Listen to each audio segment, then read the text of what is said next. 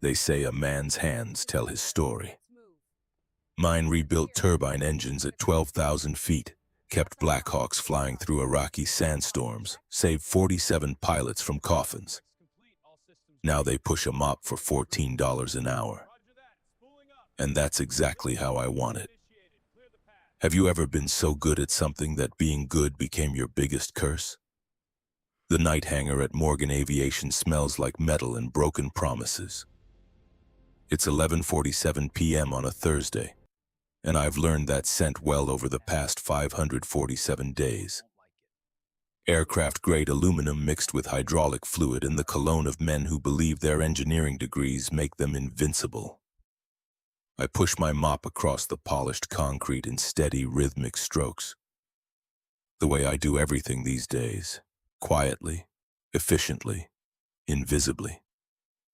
18 months of this, 547 nights of watching other people solve problems I could fix in my sleep.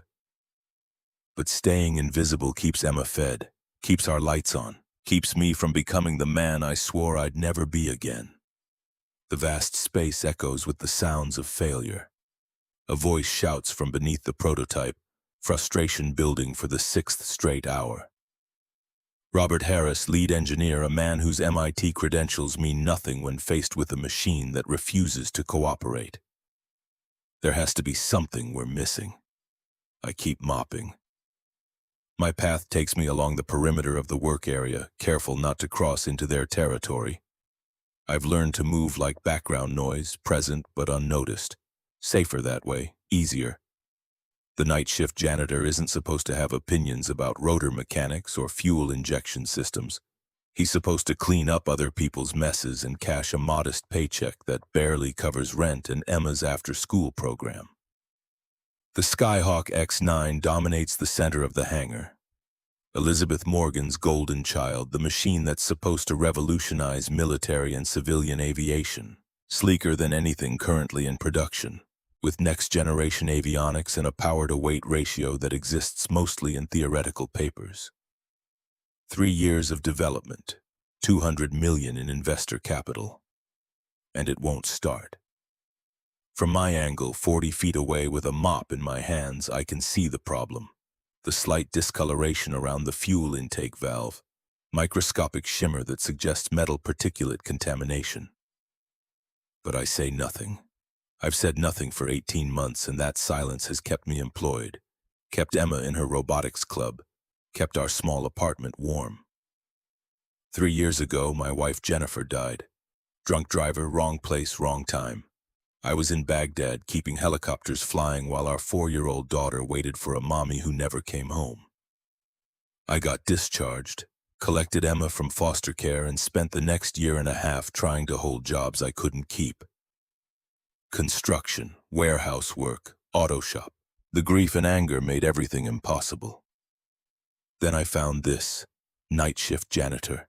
Invisible work, safe work, work that let me be there when Emma woke up every morning.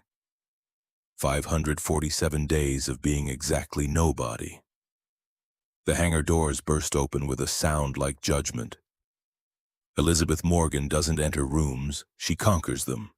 At 42, she carries herself with the absolute certainty of someone who's never been told no and meant it. Her heels strike the concrete like a judge's gavel, each step a declaration of authority. Behind her trails her executive team, William Carter, VP of Engineering, whose silver hair and permanent scowl make him look like a disappointed headmaster. The others I don't know by name, just faces attached to expensive suits and the kind of stress that comes from knowing $200 million is on the line. Elizabeth's voice cuts through the ambient noise like a scalpel. Tell me we are not still looking at an inoperable prototype 12 hours before the most important demonstration of this company's history. The engineers freeze. I keep mopping, but slower now. My path takes me closer to the cluster of people who determine whether Emma eats regular meals or discounted ones. I watch Elizabeth from the corner of my vision. Built this company from nothing, they say. Daughter of a Boeing machinist who never made supervisor because he didn't have the right degree, she climbed out of the working class by stepping on everyone who reminded her where she came from, including people like me. This contract represents 40% of our revenue for 5 years. Her words are measured, controlled rage. If we lose it, I'm not just laying off engineers. I'm shutting down divisions. Families lose homes, children lose college funds.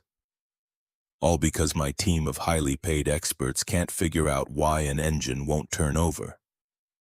My mop has stopped moving. I stand 30 feet away, partially obscured by a tool cart, but my eyes lock on the prototype. The fuel system discoloration has spread slightly in the past hour. I can see it from here, the way metal shavings catch the light differently than clean surfaces. It wouldn't show up on sensors. This is the kind of problem you find with your hands, not computers. The kind mechanics in desert outposts learn to spot when lives depend on it.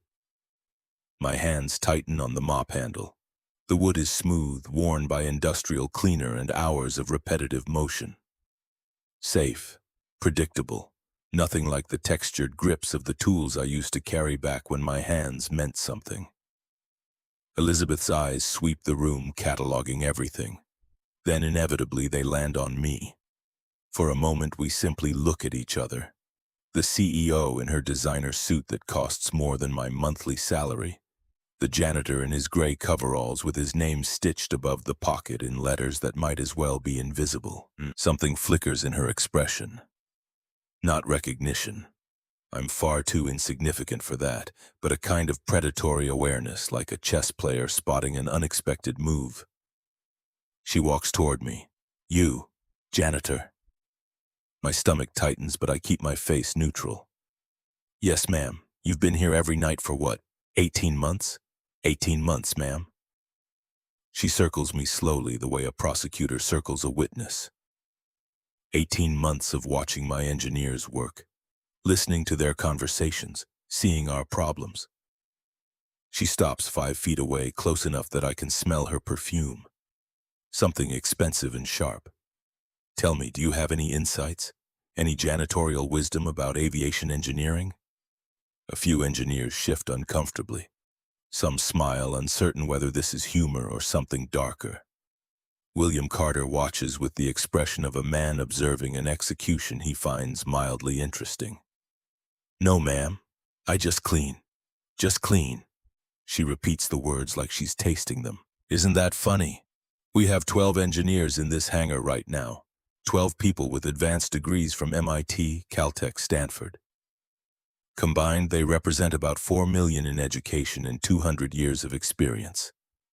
And yet here we stand, stumped by a machine that won't start. She moves directly in front of me. But you just clean. Yes, ma'am. Look at me when I'm speaking to you. I raise my eyes. Up close, Elizabeth Morgan is striking. Sharp cheekbones, perfectly maintained dark hair, eyes that assess value with an accountant's precision. She's also angry, not just at the situation, but at something deeper, something that makes her dangerous. I'm going to make you an offer. Her voice carries just far enough for nearby people to hear. A wager, if you will. You fix my helicopter, get it running before 8 a.m., and I'll give you a kiss right here in front of everyone. Proof that even a janitor can rise above his station with a little luck. Her smile sharpens. But if you fail, if you waste even one more minute of my engineer's time with whatever amateur tinkering you might attempt, you're fired immediately. No severance, no reference. You leave this building with exactly what you brought. Nothing. The hangar goes silent. Somewhere in the back, someone's radio crackles with static. My heart hammers against my ribs so hard I think everyone must hear it. Emma's face flashes through my mind. 7 years old this morning, eating oatmeal she made herself because I was sleeping after my shift. Her shoes with the toes pushing through the canvas. The after-school program that costs $300 a month. Rent at $1,100, groceries at $400, utilities at $150. I have $47 in savings, but I can see the problem. Clear as day, metal shavings in the fuel intake valve, 30-minute fix, maybe less. I've done it 100 times in places where helicopters had to fly or people died. William Carter clears his throat. Ms. Morgan, I don't think this is... I'm not asking what you think, William. She never looks away from me. I'm making a very simple proposition to our janitor friend here.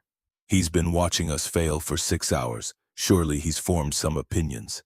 Every instinct screams at me to decline, to back away, to return to my mop and my invisibility. In 7 hours, Emma will wake up for school. She'll eat the oatmeal I prepared last night, pack her lunch, catch the bus to Lincoln Elementary.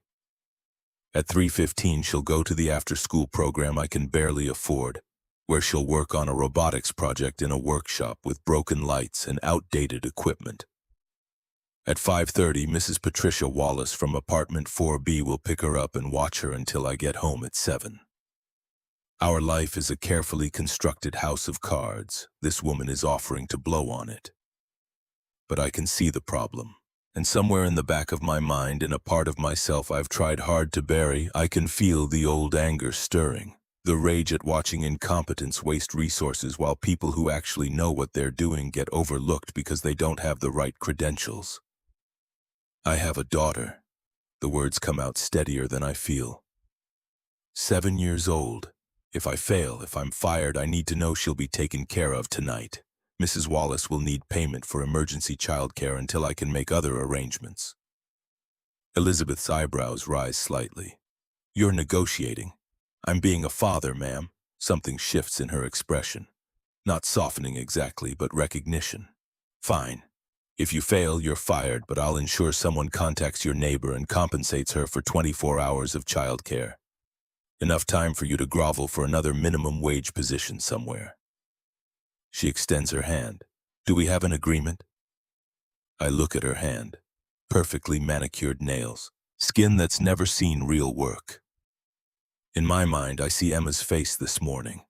The way she'd hugged me extra tight because she knew I was worried about money. The way she'd told me, with all the confidence of 7 years old, that she didn't need new shoes yet.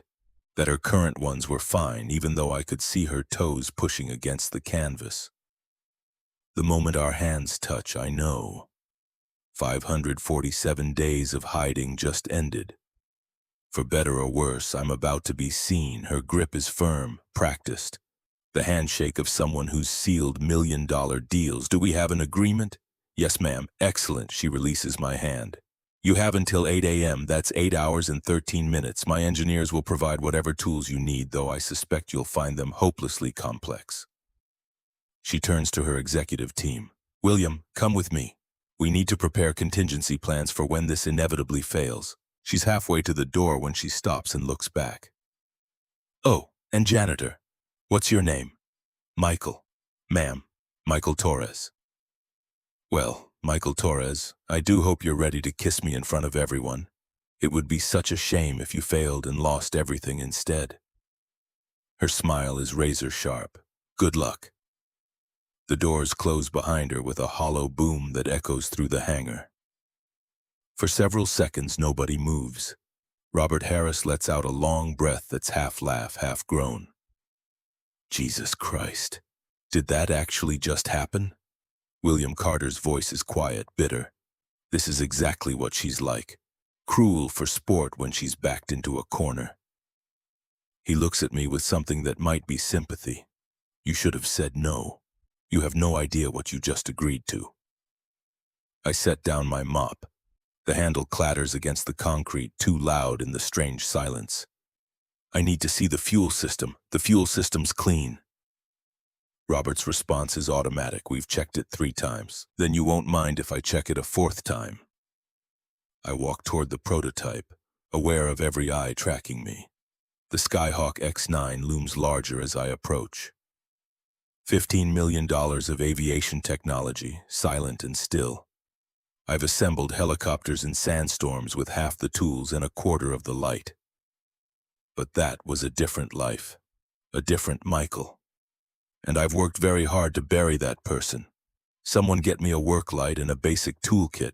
My voice sounds different, more confident, like muscle memory of command, and I'll need access to the engine housing. You can't be serious. Robert stares at me. You're actually going to try this? I look at him. Really look at him the way I used to assess young officers fresh from stateside who thought their textbook knowledge made them ready for the field. Are you going to help me, or are you going to stand there and watch me fail? Something in my tone makes him blink. Toolkits in Bay 3. Jennifer, get the work lights. Someone dropped the access panels on the engine housing. The engineers move with uncertain cooperation. Within 5 minutes, I have a rolling tool cart beside the prototype and enough light to perform surgery. I strip off my coverall top, leaving just my t-shirt.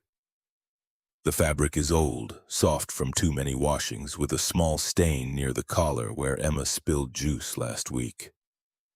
Underneath, my arms show the lean muscle that comes from years of real work, not gymnasium vanity.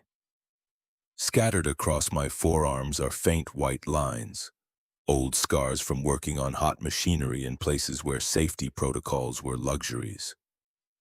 I select a wrench from the toolkit with automatic precision. My hands remember. 15 years of muscle memory. Baghdad, Kandahar, Fallujah. Places where helicopters had to fly or people died. I tried to forget, but hands never forget. The fuel line disconnection takes 30 seconds. My movements are economical, sure. You're going to want to drain the line first. Jennifer Watts is suddenly beside me. Otherwise, you'll have fuel everywhere. Already done. I point to the valve I closed while she was still talking. But thank you. She blinks. How did you? The fuel intake valve. I interrupt, my attention on the exposed line. When was the last time anyone physically inspected it? Not the diagnostic readout, actually looked at it. Robert consults his tablet. We replaced it during assembly phase 3 weeks ago. All new components. Certified clean room installation. Certified. I reach into the housing, fingers finding the valve assembly by touch. When I withdraw my hand, my fingertips glitter with fine metallic residue. I hold them up to the light. What is that? William Carter has descended from the mezzanine level, leaning closer. Metal shavings. I wipe my fingers on a shop cloth, probably aluminum. Microscopic particles from the drilling process during final assembly. They got into the fuel intake system, probably when the housing was installed. Too small for your sensors to detect, but enough to create a blockage that prevents proper fuel flow to the combustion chamber. The engineers stare at the glittering residue on the cloth. That's impossible. Robert's voice has lost its certainty. We have protocols, cleanroom standards. Protocols fail when humans implement them. I'm already disconnecting the valve assembly, movements economical and sure. Someone drilled too close to the fuel line during installation. The shavings were microscopic, got past your filters, settled in the valve mechanism. It's the kind of thing that happens in the field all the time. You learn to check for it. In the field? Jennifer's voice is sharp with curiosity. What field? You're a janitor. I don't answer. I'm focused on the valve now, examining it under the work light. There, in the throat of the valve, barely visible even with direct illumination, is a cluster of metallic debris. Not enough to completely block flow, but enough to prevent the precise fuel delivery required for ignition. I need compressed air, low pressure, and a clean catch basin. Someone hands me an air nozzle. I position the catch basin, then carefully direct short bursts of air through the valve assembly. Metallic particles dance in the airstream, settling in the basin with soft tinks that sound like accusation. My God. William Carter breathes. That's been there the whole time. Yes. I set down the air nozzle and select a precision brush from the toolkit, the kind used for cleaning delicate components. My hands move with absolute confidence, working the brush through the valve's interior passages, dislodging more debris. Your diagnostics couldn't see it because they weren't designed to detect mechanical blockage at this scale. They were looking for chemical contamination, electrical faults, pressure irregularities. But sometimes the problem is just dirt in the wrong place. I work in silence for several minutes. The old familiarity returns, the absolute focus that comes from working on machinery that needs to function perfectly because lives depend on it. Emma's face flashes through my mind. The way she looks when she's concentrating on her robotics project, tongue poking slightly between her teeth. She has my hands, everyone says. My focus. How do you know how to do this? Jennifer asks quietly. I pay attention. It's not a lie, just incomplete. You pick things up when you're around machinery long enough. No. Robert's voice is firmer now. This isn't something you pick up. This is trained expertise. Military, maybe. My hands pause for a fraction of a second. Then I continue working, methodical and precise. I clean hangers. That's all you need to know. I finish clearing the valve, hold it up to the light one more time. Clean. Perfect. Exactly as it should have been from the beginning. I reinstall it with the same practiced efficiency, reconnecting fuel lines and checking connections with thoroughness that makes the difference between adequate and excellent. Someone run a fuel pressure test. I step back from the prototype. You should see nominal readings now. Robert moves to the diagnostic panel, fingers dancing across the touchscreen. Numbers cascade across the display, his eyes widen. Pressure is perfect. Flow rate is exactly where it should be. The system is showing green across the board. He looks up at me. How did you know? How could you possibly have known that was the problem? I'm already cleaning my hands on the shop cloth, wiping away evidence of competence. Lucky guess. That wasn't luck. William Carter's voice carries weight of realization. That was expertise. Specific, trained expertise. The kind that takes years to develop. He moves closer, studying my face as if seeing me for the first time. Who are you really? I'm the janitor who might have just saved your jobs. I check my watch, a cheap digital model that cost $15 at a pharmacy. It's 12:43 a.m. You have 7 hours and 17 minutes to test fire the engine and run your final systems check before General Anderson arrives. I'd suggest you get started. I turn to walk away, back to my mop and comfortable invisibility, but Robert blocks my path. Not yet. We need to verify the fix. If it works, when it works, you're going to have to face Elizabeth Morgan and whatever comes next. You might want to prepare yourself for that. I'm prepared. I meet his eyes. I've been preparing for 18 months. Please move. I have floors to clean. The floors can wait.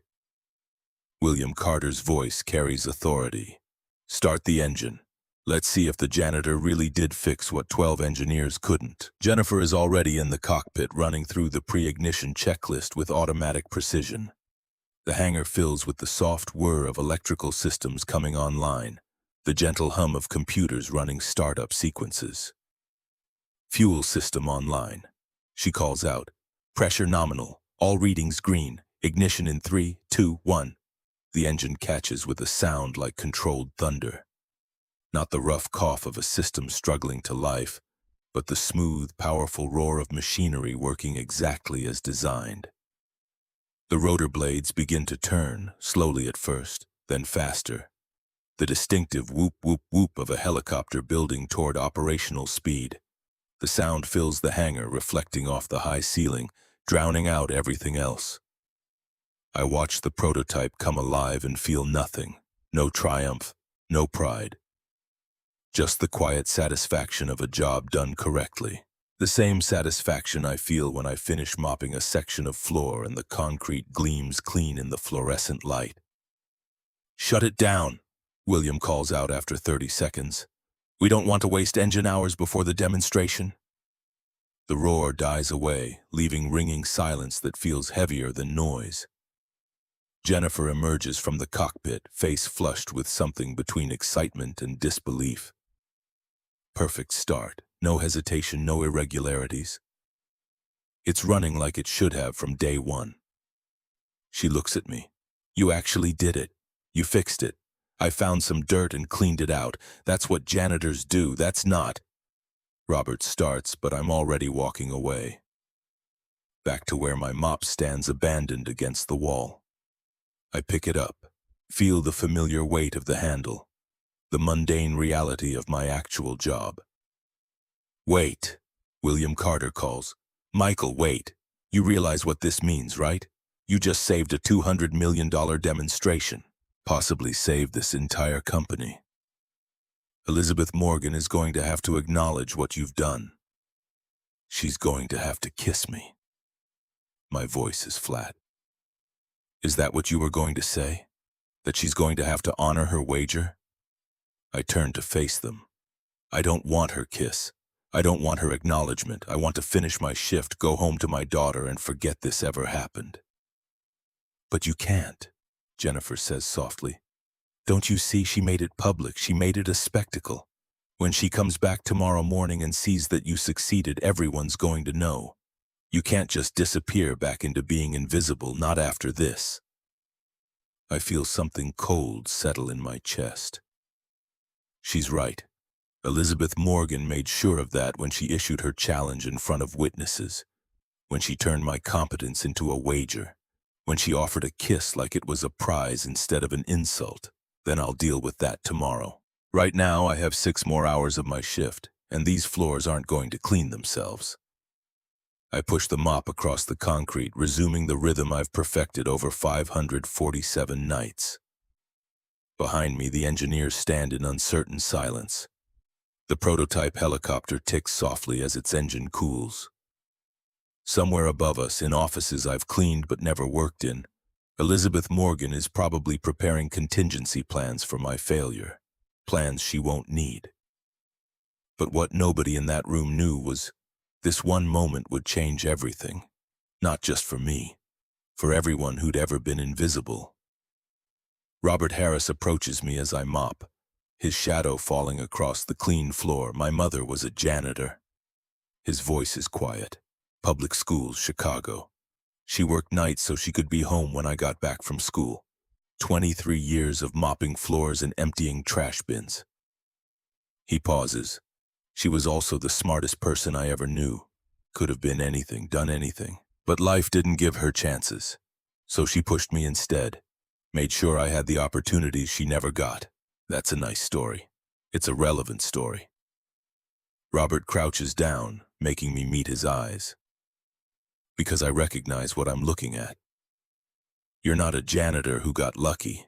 You're someone who knows exactly what they're doing, hiding in a janitor's uniform. And I'm wondering why. You should stop wondering. It's not good for your career. Probably not, he agrees. But I'm going to say this anyway. Whatever reason you have for hiding, it's your business. I respect that. But you should know, what you did tonight wasn't just fixing a helicopter. You made 12 people question everything they thought they knew about competence and credentials. That's going to ripple whether you want it to or not. Then I'll make sure I'm not here when the ripples arrive. I resume mopping. Go home, Robert. Get some sleep. You have a big day tomorrow. He stands slowly. So do you, whether you want one or not. He walks away. One by one, the other engineers follow. Some cast curious glances back at me. Others whisper to each other, phones already out, probably texting colleagues about the bizarre events of the night. By 1:30 a.m., the hangar is quiet again. Just me and the machines, the way I prefer it. I finish the main floor, then move to the offices on the mezzanine level. Through the windows, I can see the Skyhawk prototype sitting silent in its pool of work lights, looking exactly like it has every other night for the past 3 weeks. But everything has changed. I've changed it. Broken my own rules, stepped out of the shadows I'd so carefully cultivated. My phone buzzes. A text from Mrs. Wallace. Emma's fine, sleeping peacefully. Don't worry about her. You're a good father, Michael. I stare at the message. A good father. That's what I'm trying to be. That's why I took the night shift janitor job despite being overqualified for it. That's why I buried my past and my skills and everything I used to be. Because Emma needs stability, not a father who chases career advancement and leaves her with babysitters. She needs someone present, someone reliable, Someone who's there when she wakes from nightmares about the mother she barely remembers. But now I've risked all of that for a helicopter. No, not for a helicopter. For the principle of it. For the anger that built watching educated incompetence waste resources. For the part of myself I tried to bury but couldn't quite kill. I cleaned the executive offices with particular care, removing every trace of the day's activity.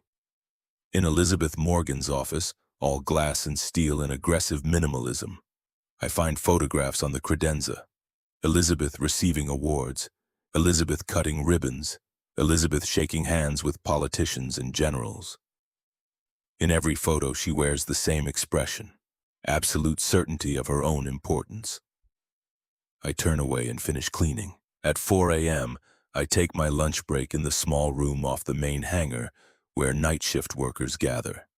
Carlos Rodriguez is there, heating something in the microwave that smells like his wife's cooking. Heard you had an interesting night. He doesn't quite look at me. Whole building's talking about it. The janitor who fixed what the engineers couldn't. Word travels fast, always does. He retrieves his food, some kind of stew. You should be careful, hermano. People like Elizabeth Morgan, they don't like being shown up, especially not by people they consider beneath them. I didn't show anyone up. I just removed some debris from a valve. You made her look foolish in front of her executives, in front of her engineers. She made a public bet and you called her bluff. He shakes his head. That's not debris removal, that's revolution, and revolutions have consequences. I open my lunch, a peanut butter sandwich I made last evening while Emma did homework at our small kitchen table. She'd asked about my work, the way she sometimes does. I told her the same thing I always do. It's fine, just cleaning, nothing special. I don't want a revolution, I just want to keep my job and take care of my daughter. Then you shouldn't have been so good at something you're not supposed to be good at. Carlos smiles, but it's sad. That's the problem with hiding, amigo. Eventually someone sees you anyway. We eat in silence. Through the break room window I can see the prototype helicopter. Tomorrow morning General Anderson will watch it fly. Will anyone tell him that a janitor fixed it? Or will the engineers take credit the way systems always protect themselves? At 5 a.m., I go back to work, clean the break room, the bathrooms, the storage areas, empty bins and replace liners and make sure every surface gleams. This is my job. This is what I'm paid for, not engineering, not problem solving, not saving multi-million-dollar demonstrations. The sun starts to rise as William Carter finds me again. The VP looks like he hasn't slept. Shirt wrinkled, eyes red-rimmed. We ran every test. His voice is hoarse. Flight systems, avionics, structural integrity, everything. The helicopter is perfect, better than perfect. It's performing above specifications. He pauses. Elizabeth Morgan arrives in 90 minutes. I thought you should know. Thank you. I also thought you should know that I submitted a report to HR about your skills, your knowledge. What you did tonight wasn't janitorial work. It was expert-level aviation engineering. You deserve recognition for that. Proper recognition. I stop polishing the hangar's main windows, removing streaks. I'd prefer you didn't. Too late. It's already filed. He meets my eyes. I don't know why you're working below your skill level, and I won't pry. But you should be aware, Elizabeth Morgan isn't the only one who's going to have questions after this. And unlike her, some of us actually care about answers. He leaves before I can respond. The hangar fills with people as 7 a.m. approaches. Engineers arriving early to run final checks. Maintenance crews preparing the demonstration area. Security personnel setting up barriers. Everyone moves with heightened energy of people preparing for something important. Something that could change everything. I finish cleaning and return my equipment to the storage closet. I change back into my street clothes, jeans, and a plain button-down shirt. Nothing remarkable. In the small mirror above the sink, I examine my reflection. A tired man in his mid-30s, lines around his eyes from worry and late nights, hair that needs cutting, the kind of face you'd pass on the street and never remember. Perfect camouflage for someone who doesn't want to be seen. At 7:45 a.m., I clock out. My shift is over. I can leave right now. Go home. Pick up Emma from Mrs. Wallace's apartment. Make her breakfast. Help her get ready for school. Pretend none of this happened. But Carlos was right. Revolution has consequences, and some consequences can't be avoided, only faced. So instead of leaving, I find myself walking back into the hangar. The space has been transformed, all the work lights removed, the floor polished to mirror shine by the day crew. The Skyhawk prototype positioned perfectly in the center like a jewel in a display case. Chairs set up for visitors. A podium ready for Elizabeth's presentation. The engineering team stands in nervous cluster near the prototype. When they see me, several nod in acknowledgement. Robert raises a hand in greeting. Jennifer smiles, uncertain. You came back. William Carter appears at my elbow. I wasn't sure you would. I finish what I start. Even when it might destroy you, especially then. The hangar doors open and General Anderson arrives with his entourage. Military precision in every movement, every medal earned. Behind him come procurement officers, international representatives, people whose decisions will determine whether Elizabeth Morgan's company thrives or fails. And behind them all, making an entrance timed for maximum impact, comes Elizabeth Morgan herself. She wears power like other people wear clothing. A charcoal suit that probably costs more than my car. Heels that add 3 inches to her height. Hair and makeup perfect despite the early hour. Her eyes sweep the hangar, cataloging everything. When they land on the prototype helicopter, something shifts in her expression. Relief, perhaps, or vindication. Then her gaze finds me, standing at the edge of the assembled crowd, and her expression shifts again into something I can't quite read. She walks directly to me. Mr. Torres, her voice carries just far enough for nearby people to hear. I'm told you had quite an adventurous night, that you took it upon yourself to interfere with my engineer's work. She pauses, letting the word interfere hang in the air like accusation. I'm also told that the helicopter is now operational. Curious timing, wouldn't you say? I cleaned a valve, Ms. Morgan. That's all. That's all. Her smile is sharp enough to cut. My engineers tell me you diagnosed and repaired a problem that had stumped them for hours. They tell me you demonstrated expertise that seems rather unusual for someone whose primary job qualification is operating a mop. I pay attention. You'd be surprised what you learn when people don't notice you're there. Something flickers across her face.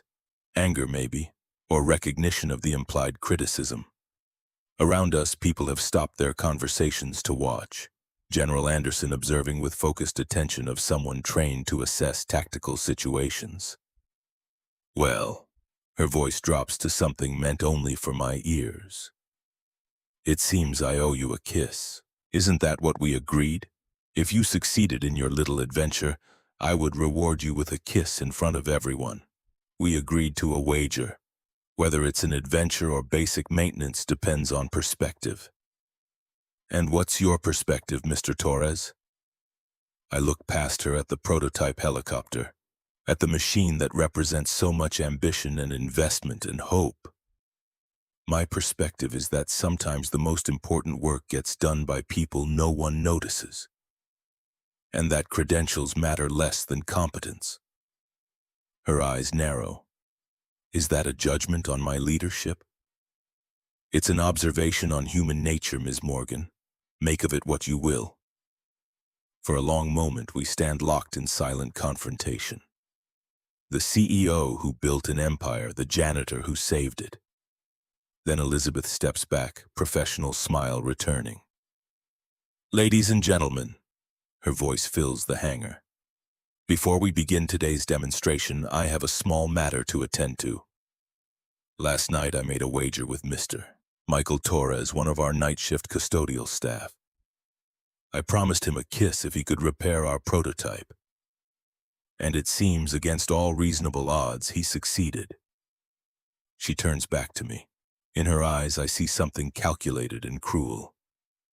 Come here, Mr. Torres. Claim your prize. The hangar goes silent. Every eye on us.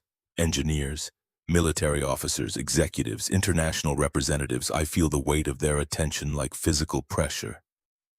The expectation of humiliation or triumph, of spectacle to remember. I don't move. I don't want your kiss, Ms. Morgan. My voice is clear. I never did. Her eyebrows rise. Oh, then what do you want? Money? A promotion? Recognition?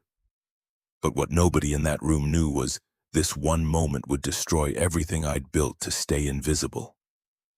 I want the lights fixed in my daughter's school workshop. The words come steady, certain. Lincoln Elementary.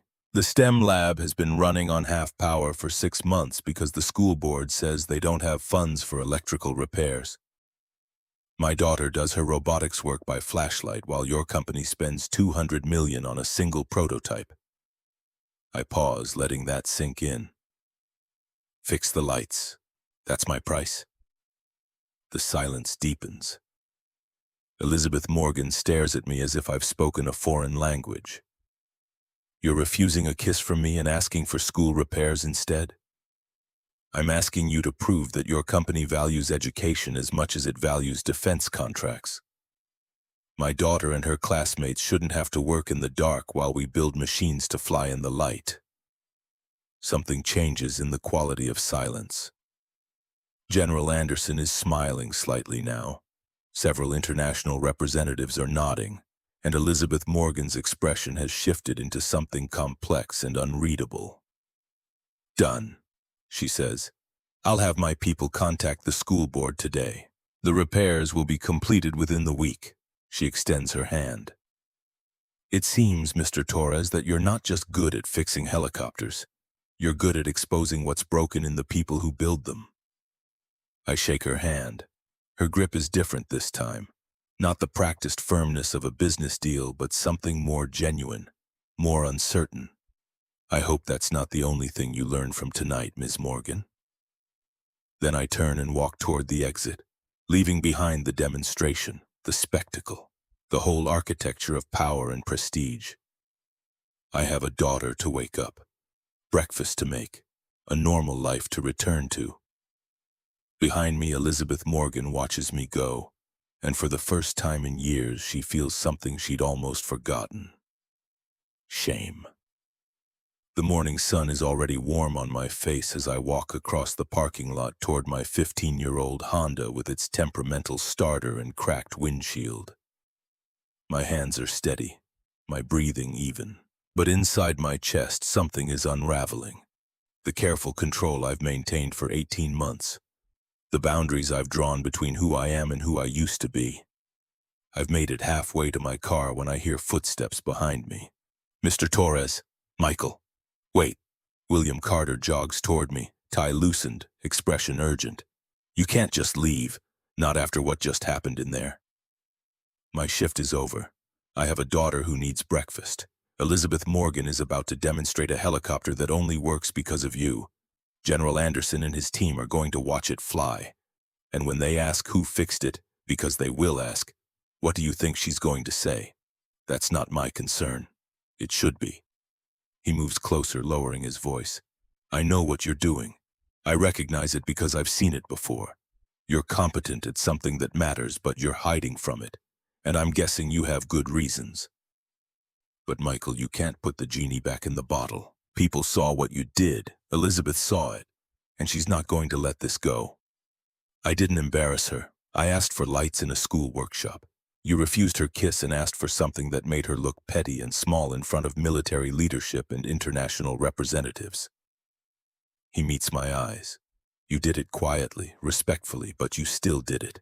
And Elizabeth Morgan doesn't forgive people who make her look small. I unlock my car door. Then I guess I'll deal with the consequences when they arrive. Right now, I need to go home. I drive through early morning traffic, my mind cataloging everything that changed in the past 8 hours. The engineers know my face now, know my name. Elizabeth Morgan made our interaction public, turned it into theater. and I responded by asking for something that revealed more about my priorities than any resume ever could. Stupid, reckless, exactly the kind of visibility I've spent 18 months avoiding. But when I pull up in front of our apartment building, a low-rise structure in a neighborhood trying hard to be called up and coming, and climb the stairs to the third floor, all of that fades into background noise. Mrs. Wallace opens her door before I can knock. Behind her, still in her pajamas with dark hair tangled from sleep, stands Emma. "Daddy." She launches herself at me with absolute confidence of a 7-year-old who knows she'll be caught. I sweep her up, feeling her familiar weight, breathing in strawberry shampoo. "Hey, sweetheart, did you sleep okay?" Mrs. Wallace let me stay up an extra 30 minutes to finish my robot's arm joint. Her words tumble over each other in excitement. "It moves now, Daddy. Like actually moves when I press the button." "Want to see?" "Of course I want to see." "Thank you," I mouth to Mrs. Wallace over Emma's head. She nods, expression knowing. "Always a pleasure. She's a good girl, smart like her father." Something in her tone makes me look up sharply. But Mrs. Wallace's face is innocent. I carry Emma back to our apartment. It's small, a 1-bedroom I converted into 1.5 by hanging curtains to section off part of the living room for Emma's space. Her bed is neatly made, stuffed animals arranged by size, her bookshelf organized exactly the way Jennifer used to organize things. She shows me the robot, a boxy frame from a birthday kit, augmented with scavenged parts and hardware store finds. Her small hands move with surprising precision as she demonstrates the arm mechanism, a servo motor connected to a control board she wired herself. "See? I press this button and the arm moves up. This button makes it move down, and I'm working on making it grab things, but that's harder because I need better motors and the ones at school don't work right because the electrical system keeps cutting out." "I know, sweetheart, but that's going to be fixed soon." She looks up at me with Jennifer's dark eyes. "How do you know?" "Because I asked someone to fix it, someone who has the resources to make it happen." "Who?" I hesitate. How do you explain Elizabeth Morgan to a 7-year-old? "Someone at my work, someone who needed help with something. And when I helped them, I asked for something in return, like trading." Her face scrunches in concentration. "We learned about that in social studies. Bartering, when you exchange goods or services without using money." "Exactly like that." I smooth her tangled hair. "Now, how about we get you some breakfast and then you can tell me more about your robot while I make us pancakes." "Can I help make them? You can measure the ingredients." "But wash your hands first." She scrambles up and runs to the bathroom, footsteps loud in our small apartment. I stand more slowly, my body reminding me I've been awake for 24 hours straight. We work together in the kitchen, really just a galley space with narrow counter and aging appliances. Emma measures flour with intense concentration, tongue poking between her teeth. I crack eggs and mix batter while she narrates her robotics plans, improvements she wants to make, features she's imagining, problems she's trying to solve. Mrs. Patterson says I'm the best in the robotics club. She watches the first pancake bubble on the griddle. She says I have natural talent. What does that mean? It means you're good at something without having to try too hard. I flip the pancake, golden brown and perfect. But natural talent only gets you so far, sweetheart. It's what you do with it that matters. The practice, the effort, the not giving up when things get difficult. Is that what you did with your talent? The spatula pauses in my hand. What do you mean? You're good at fixing things, really good. I see how you look at stuff that's broken, like you can just see what's wrong inside it, and then you fix it and it works again.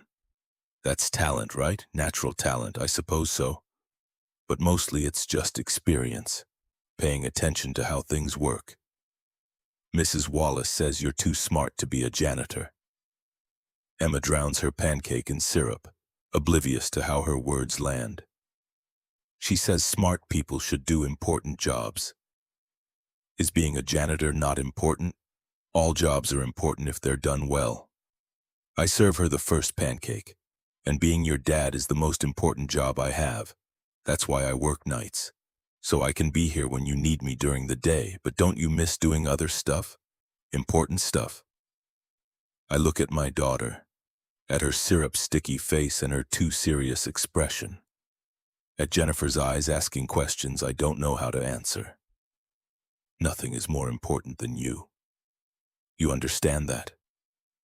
She nods, but something in her eyes suggests she doesn't quite believe me, or doesn't understand why her importance requires my diminishment.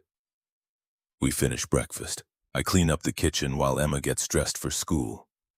When she emerges, I notice her shoes again, the canvas worn through at the toes, the laces fraying. With the director's salary Elizabeth offered, I could buy her new shoes every month, a whole closet full. But accepting that salary means accepting visibility, accepting questions, accepting the risk that someone will dig deep enough to find Captain Michael Torres, the man who chose helicopters over his dying wife. At the bus stop, Emma hugs me extra tight. Love you, Daddy. Love you too, sweetheart. More than helicopters or jobs or anything else. She boards the bus. I watch it pull away, carrying her toward a day of school and robotics and dreams of building things. And I think about the lights that will soon illuminate her workshop, about the conversation I'll need to have with Elizabeth Morgan, about 547 days of hiding ending in a single night. My phone buzzes. Unknown number. Against my better judgment, I answer. Mr. Torres, this is Sarah Bennett from Channel 7 News. We understand you advocated for Lincoln Elementary's STEM program. We'd like to interview you about... I hang up, but my hands are shaking. The media knows. Of course they know. Elizabeth Morgan's company probably issued a press release about their charitable donation. And now reporters want the human interest story, the janitor who asked for lights instead of glory. Another text appears, this one from a number I recognize. William Carter. Emergency. Prototype showing system failures during final checks. Need you at facility, now. I stare at the message. Emma just went to school. I could go help, could fix whatever's wrong, could continue being indispensable. Or I could go home, sleep, let them solve their own problems, stay invisible. But what nobody in that room knew was, I'd already made my choice the moment I touched that helicopter. You can't unknow what you know, can't unfeel competence once it wakes up, can't go back to invisible once someone's really seen you. I get in my car and drive toward Morgan Aviation, toward whatever comes next, toward the end of hiding and the beginning of something I don't have a name for yet. The morning traffic is building. Rush hour commuters heading to offices and jobs and lives that don't involve helicopters or choices or 7-year-old girls working by flashlight. I think about Jennifer, about what she'd say if she could see me now. Being needed feels like love, but it's not the same thing. She was right. I'd spent 3 years confusing the two, thinking that being needed by Emma meant hiding from everything else, that being present meant being invisible. Maybe it was time to learn the difference. The parking lot at Morgan Aviation is fuller than it should be at 9 a.m. on a Friday. I recognize the problem before I'm through the front entrance. Too many executive vehicles, too much controlled panic in the way people move through the glass doors. Something's broken and they can't fix it. The receptionist's eyes widen when she sees me. Mr. Torres, they're waiting for you in the main hangar. She doesn't ask for ID, doesn't question why a night shift janitor is showing up during day hours. Word has spread that fast. The hangar buzzes with urgent energy. Engineers cluster around the Skyhawk prototype, their body language screaming frustration. Diagnostic panels glow angry red. William Carter stands on the observation deck, phone pressed to his ear, face gray. When he sees me, relief floods his expression. Thank God. He ends the call and descends the stairs 2 at a time. We're seeing cascading system failures across multiple platforms. Started an hour ago during pre-demo power-up sequence. The aircraft won't even initialize now. What were you running? Full operational sequence at maximum performance parameters. Prep for the certification flight this afternoon. General Anderson moved his schedule up. He's arriving at 2 p.m. instead of tomorrow. We have 5 hours. Robert Harris emerges from beneath the helicopter, grease on his hands, defeat on his face. Michael, his voice carries exhaustion. Everything was perfect at 0700. Then we started the final systems check and it all went to hell. Avionics offline, power management throwing critical errors, flight controls unresponsive. Show me the error logs. For the next 20 minutes, I study data on tablets and diagnostic screens. The engineers watch me with a mixture of hope and skepticism. Last night's miracle doesn't guarantee today's salvation. My eyes track through cascading failure patterns, timestamp sequences, system interdependencies. This isn't mechanical. The realization comes with certainty born from 15 years of troubleshooting under pressure. This is software. Something in the integrated control system is creating a feedback loop that's shutting down safety protocols. We checked the software 3 times. Robert's voice edges toward defensive. Every line of code has been verified, every integration tested. There's nothing wrong with the programming. Then the problem isn't in the code itself. I pull up the network architecture diagram on the main screen. It's in how the systems are communicating. When you run at maximum performance parameters, you're pushing data through these pathways faster than normal operation, if there's even a microsecond delay in any handshake protocol. The safety systems interpret it as failure and shut everything down to prevent damage. Jennifer Watts joins us, tablet in hand. But we've tested the communication protocols exhaustively. They're designed to handle much higher data rates than we're using. Designed to, yes. I zoom in on specific subsystem connections. But are they actually doing it? Show me the timing logs from this morning's test. Specifically, millisecond-level timing of data exchanges between avionics and power management. The logs take 15 minutes to compile and display. When they appear, I point to a repeating pattern, subtle but consistent. There, see that spike? The avionics system is requesting power allocation data, but power management is delayed by exactly 7 milliseconds in responding. It's systematic, which means it's not random. Something in the power management system is taking 7 milliseconds longer to process requests than avionics expects. 7 milliseconds shouldn't matter. Robert leans closer to the screen. The safety margins are much larger than that. Normally, yes. But when you're running at maximum performance with maximum data exchange rates, that 7 millisecond delay compounds with each exchange. Eventually, you hit a threshold where the avionics system decides power management isn't responding fast enough. Then it triggers a safety shutdown to prevent what it interprets as a power system failure. The engineers exchange glances. Elizabeth Morgan has appeared on the observation deck, watching us work. She doesn't interrupt, but her presence adds weight to the air. Can it be fixed?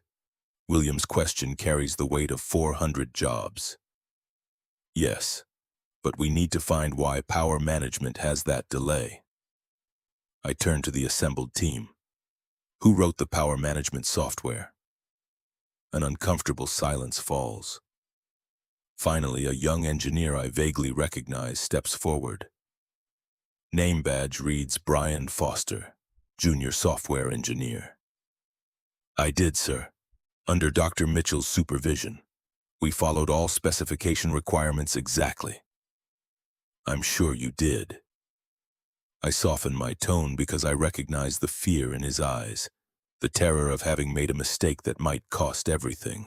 But specifications don't always account for real-world system integration. Walk me through your code architecture, specifically how you handle incoming data requests. Brian pulls up his code on a nearby workstation. The architecture is clean, well-structured, exactly what you'd expect from someone trained in proper software engineering practices. I study it with Robert and Jennifer looking over my shoulder, searching for the bottleneck. There, buried in a subroutine that handles request prioritization. You're sorting incoming requests by priority before processing them, which is good practice for ensuring critical requests get handled first. But the sorting algorithm you're using, it's adding processing time that wasn't accounted for in the timing specifications. Brian's face goes pale, but it's a standard sorting algorithm, textbook implementation. It should be efficient enough. It is efficient. But efficient enough depends on context.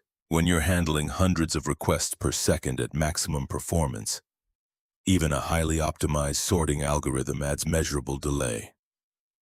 I pull up the algorithm's computational complexity analysis. 7 milliseconds per request cycle. Exactly what we're seeing in the logs. So we just remove the sorting? Jennifer asks. No, the sorting serves a purpose. You need priority handling for safety-critical commands. I'm already sketching modifications on a whiteboard. We modify the algorithm to use a faster implementation for high-throughput scenarios. Instead of sorting every request, we use a priority queue structure that maintains order as requests arrive. More complex to implement, but it reduces processing time by about 80%. Brian stares at the whiteboard. That's actually brilliant, but it'll take hours to implement and test properly. Then we'd better get started. I hand him a marker. You know your code better than anyone. I'll guide the architecture, but you'll do the actual implementation. Questions? He shakes his head, already focused on the problem. For the next 2 hours, I work with Brian while the rest of the engineering team watches and occasionally contributes. It's collaborative work, me explaining reasoning forged in combat zones where software failures meant casualties, him translating that into code that meets modern safety standards. His fear gradually transforms into engaged interest as he sees the solution taking shape. Elizabeth Morgan descends from the observation deck as we approach completion. She doesn't speak, just observes with that calculating gaze. I'm acutely aware that my shirt is rumpled from yesterday, that I haven't slept in 26 hours, that I'm operating on coffee and adrenaline. Run the simulation. I step back from the workstation. Full maximum performance parameters. Let's see if the timing issue is resolved. Brian executes the test sequence. Diagnostic panels flicker to life, status indicators turning green. The simulation runs through the complete operational envelope. Maximum speed, maximum altitude, maximum maneuvering. No warnings, no shutdowns, just smooth, perfect operation. When the simulation completes successfully, the engineering bay erupts in relieved celebration. Brian looks like he might cry from the release of tension. Robert claps me on the shoulder with genuine admiration. Even Dr. George Mitchell, who questioned my credentials weeks ago in another timeline, nods in approval from across the room. Elizabeth approaches as the team begins shutting down the test equipment. You just saved our certification timeline. Her voice is quiet enough that only I hear. If we'd gone into final testing this afternoon with that bug, we would have failed in front of General Anderson. It would have delayed the contract by months.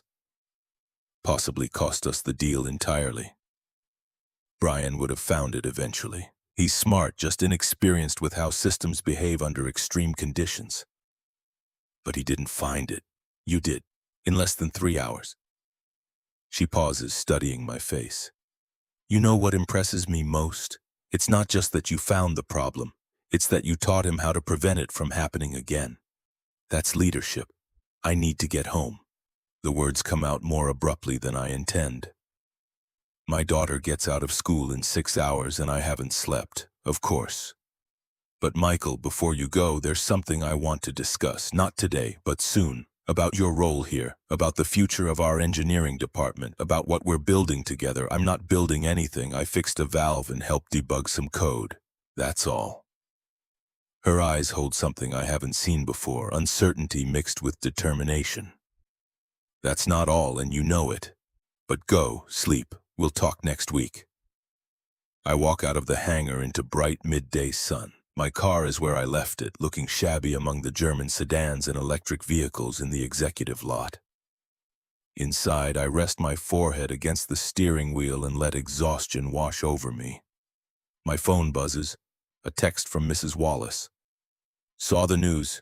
Lincoln Elementary getting new STEM equipment, not just lights. $50,000 donation from Morgan Aviation. Emma is beside herself with excitement. What did you do? I stare at the message. $50,000.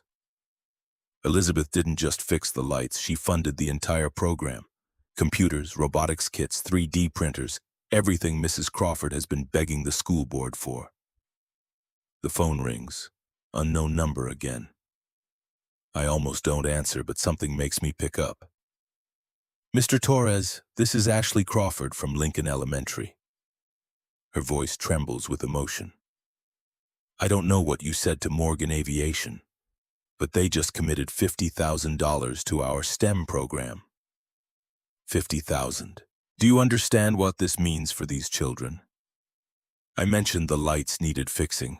You changed lives. These kids, students like Emma, they have potential that's being wasted because we don't have resources.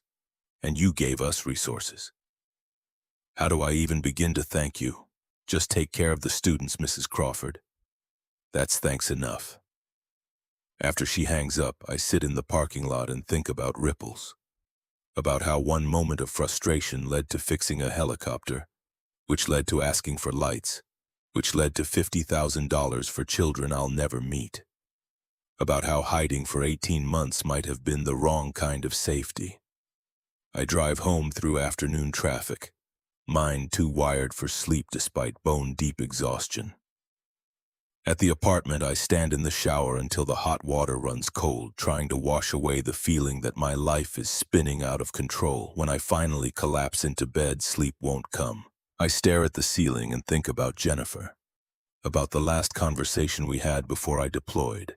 Her asking me to request a stateside assignment, me explaining why the mission mattered, why they needed me specifically, why I had to go.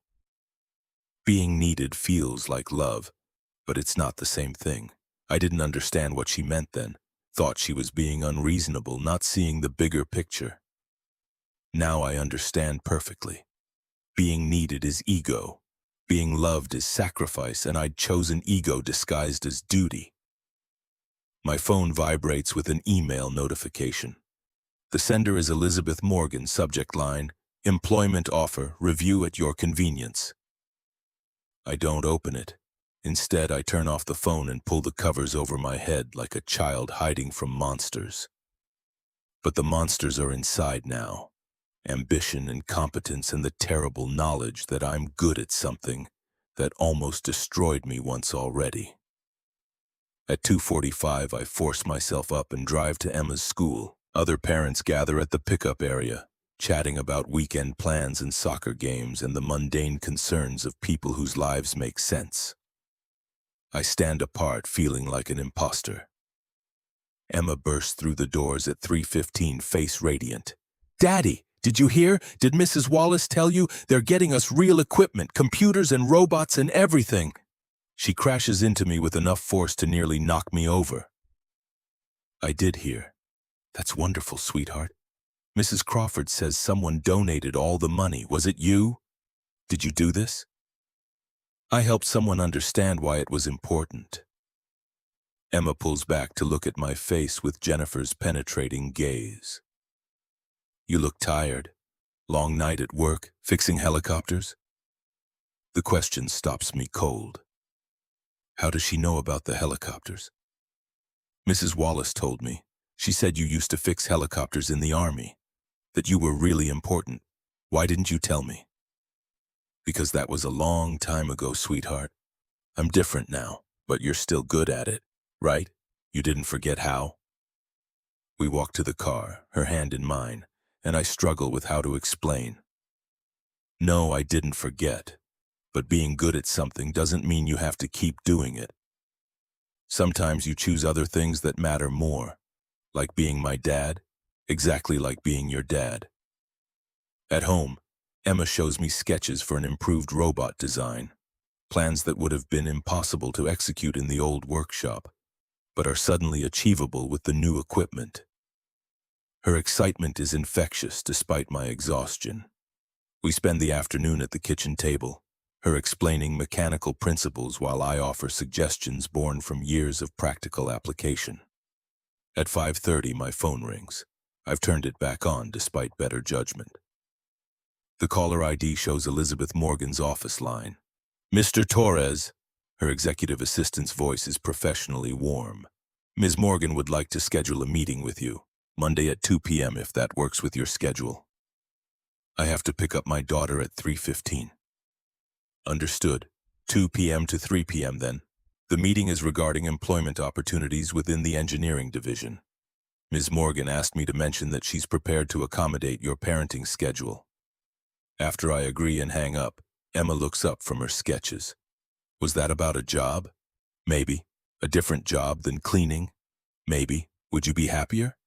The question hits like a physical blow. What makes you think I'm not happy now? You look sad sometimes, when you come home from work, like you're carrying something heavy. I pull her into my lap, breathing in strawberry shampoo and innocence. I'm not sad, baby, just tired sometimes. But if you had a different job, would you be less tired? Would you smile more? How do I explain to a 7-year-old that the job isn't what makes me tired? It's the hiding. That every night mopping floors while watching engineers struggle with problems I could solve in minutes creates a special kind of exhaustion that has nothing to do with physical labor? I don't know, sweetheart. Maybe. Then I think you should try it. Her logic is simple, unassailable. If it makes you happier and you can still be my dad, why not? Because I start, then stop. Because why not? Because I'm afraid, because taking a better job means admitting I was wrong to hide? Because success feels like betraying Jennifer's memory? We'll see. It's the best I can manage. Saturday morning, Emma wakes me at 7 by jumping on the bed. Robotics Club is having a special Saturday session to see the new equipment being delivered. Can we go? Please, please, please. We arrive at Lincoln Elementary to find organized chaos. Delivery trucks parked outside the STEM building. Workers carrying boxes of computers, robotics kits, equipment that still has that fresh from the factory smell. Ashley Crawford directs traffic with the focused intensity of a general commanding troops. When she sees me, she stops everything and walks over. I wanted to thank you in person. Her eyes are wet. 27 years I've been teaching. 27 years of begging for resources, fighting bureaucracy, watching talented kids give up because we couldn't give them the tools they needed. And you changed that in one night. I just mentioned it to someone. You did more than mention it. She gestures at the delivery trucks. This is a complete program overhaul, enough to serve 300 students across 5 schools in the district. Morgan Aviation didn't just donate money. They're sending volunteer engineers to teach monthly workshops. They're creating pathways for students to intern at the company. They're building a pipeline from elementary STEM to actual careers. The scope of it steals my breath. I asked for lights. And Elizabeth Morgan heard what you were really asking for. She wipes her eyes. I've dealt with corporate donors before. They write checks for tax breaks and publicity. This is different. This is someone who actually cares because you made them care. Emma has already disappeared into the workshop where other students gather around the new equipment like it's Christmas morning. Through the window, I watch her explain servo mechanisms to a younger student, her hands gesturing with the same precision I use when working on engines. Mrs. Crawford follows my gaze. She has a gift, you know that, right? Not just for robotics, for seeing how things fit together, for solving problems. She gets that from you. Maybe, or maybe Jennifer. Both, I think. She pauses. Can I ask you something personal? Go ahead. Emma told the class her mom died when she was 4. That you raised her alone. That must be incredibly hard. Some days are harder than others. She seems well-adjusted, happy, confident. Whatever you're doing as a father, it's working. The compliment lands in a tender place. I'm trying. That's all. That's more than many people manage. She starts to walk back toward the delivery coordination, then turns. One more thing. Emma mentioned you used to fix helicopters. Is that true? In another life. Well, I'm glad you're in this life now, where you can fix things that matter for children. After she leaves, I think about that phrasing, things that matter, as if helicopters don't matter, as if keeping aircraft flying in war zones doesn't matter. But maybe she's right. Maybe there are different kinds of mattering, and I've been measuring value wrong. The weekend passes in a blur of normalcy. Grocery shopping with Emma, playground time, helping her build increasingly complex circuits on the kitchen table with components from her new robotics kit. She falls asleep Saturday night with her head on my shoulder during movie night, and I carry her to bed thinking about how these moments are what Jennifer wanted me to have. This presence, this peace. Sunday evening, I finally open Elizabeth's email. The offer is detailed, professionally formatted, carefully constructed to address every concern I might have. Senior Aviation Engineering Consultant. Annual salary $120,000, flexible schedule.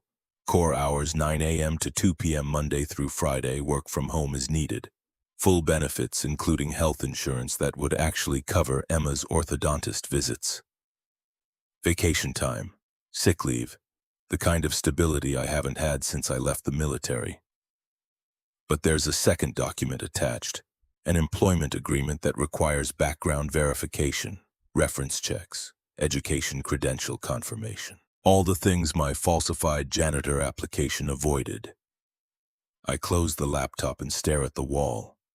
Accepting means letting them investigate Michael Torres, means risking they'll find Captain Michael Torres, means answering questions about the 18-month gap between discharge and the janitor job, means potentially exposing the depression, the failed employment attempts. The month Emma spent with Mrs. Wallace because I couldn't function. My phone rings. William Carter. Michael, sorry to bother you on Sunday. I know you're with Emma. What's wrong? Nothing's wrong. Actually, everything's right for once. General Anderson's certification flight went perfectly this afternoon. Flawless performance on every metric. We got preliminary approval for the $300 million contract. That's excellent news. It is, and it's because of you. The fuel valve fix, the software debugging. You saved this contract. His voice drops. Elizabeth wants you to know she's serious about the job offer. Whatever concerns you have, whatever's holding you back, she wants to address them. I appreciate that. There's something else. He hesitates. I submitted my report about your contributions to the board of directors. They want to meet you. Formally recognize your work. There's talk of a bonus, public acknowledgement, maybe even press coverage. No. The word comes out harder than I intend. No press, no public acknowledgement, just no. Michael, I understand wanting to keep a low profile, but you don't understand. I cut him off. You can't understand. Just tell Elizabeth I'll meet with her Monday, 2 p.m., but no press. After I hang up, Emma appears in her pajamas. Who was that? Someone from work? Are they making you do interviews like on TV? No. No interviews. Good. She climbs onto the couch beside me. I don't want other people knowing about you. I want you to be just my dad. The simple possessiveness of it nearly breaks me. I am just your dad. That's the most important thing. But you can be other things too, right? Like an engineer and my dad? Maybe. We'll see. Monday morning arrives with the weight of decision. I dress carefully, not the janitor coveralls, not quite business formal. Khakis and a button-down shirt, the clothes of a man trying to figure out who he is. Emma studies me at breakfast. You look nice. Thanks, sweetheart. Are you nervous? A little. Don't be. She speaks with absolute 7-year-old certainty. You're really good at fixing things. They're lucky to have you. I drop her at school and drive to Morgan Aviation with my stomach in knots. The parking lot feels different in daylight. Less my territory, more theirs. I park in visitor parking even though several people wave at me as I walk toward the entrance. The receptionist smiles.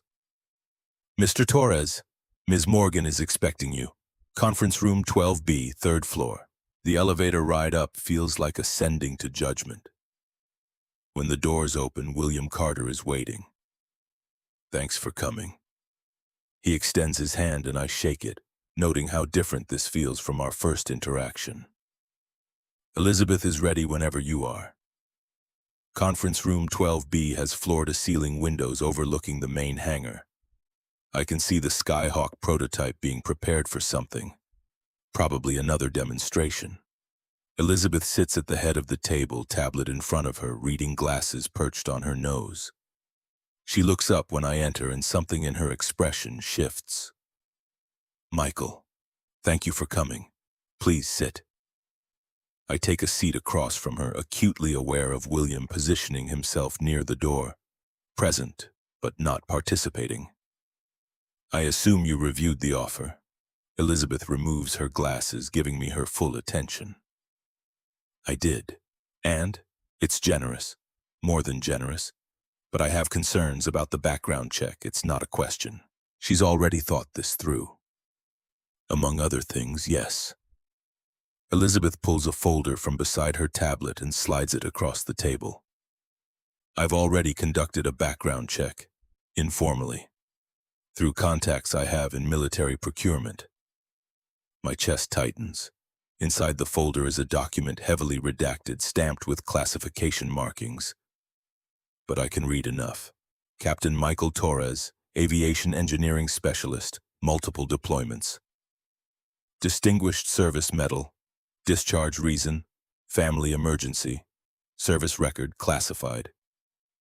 A colonel I know, he's worked with us on several contracts, was very careful in what he told me.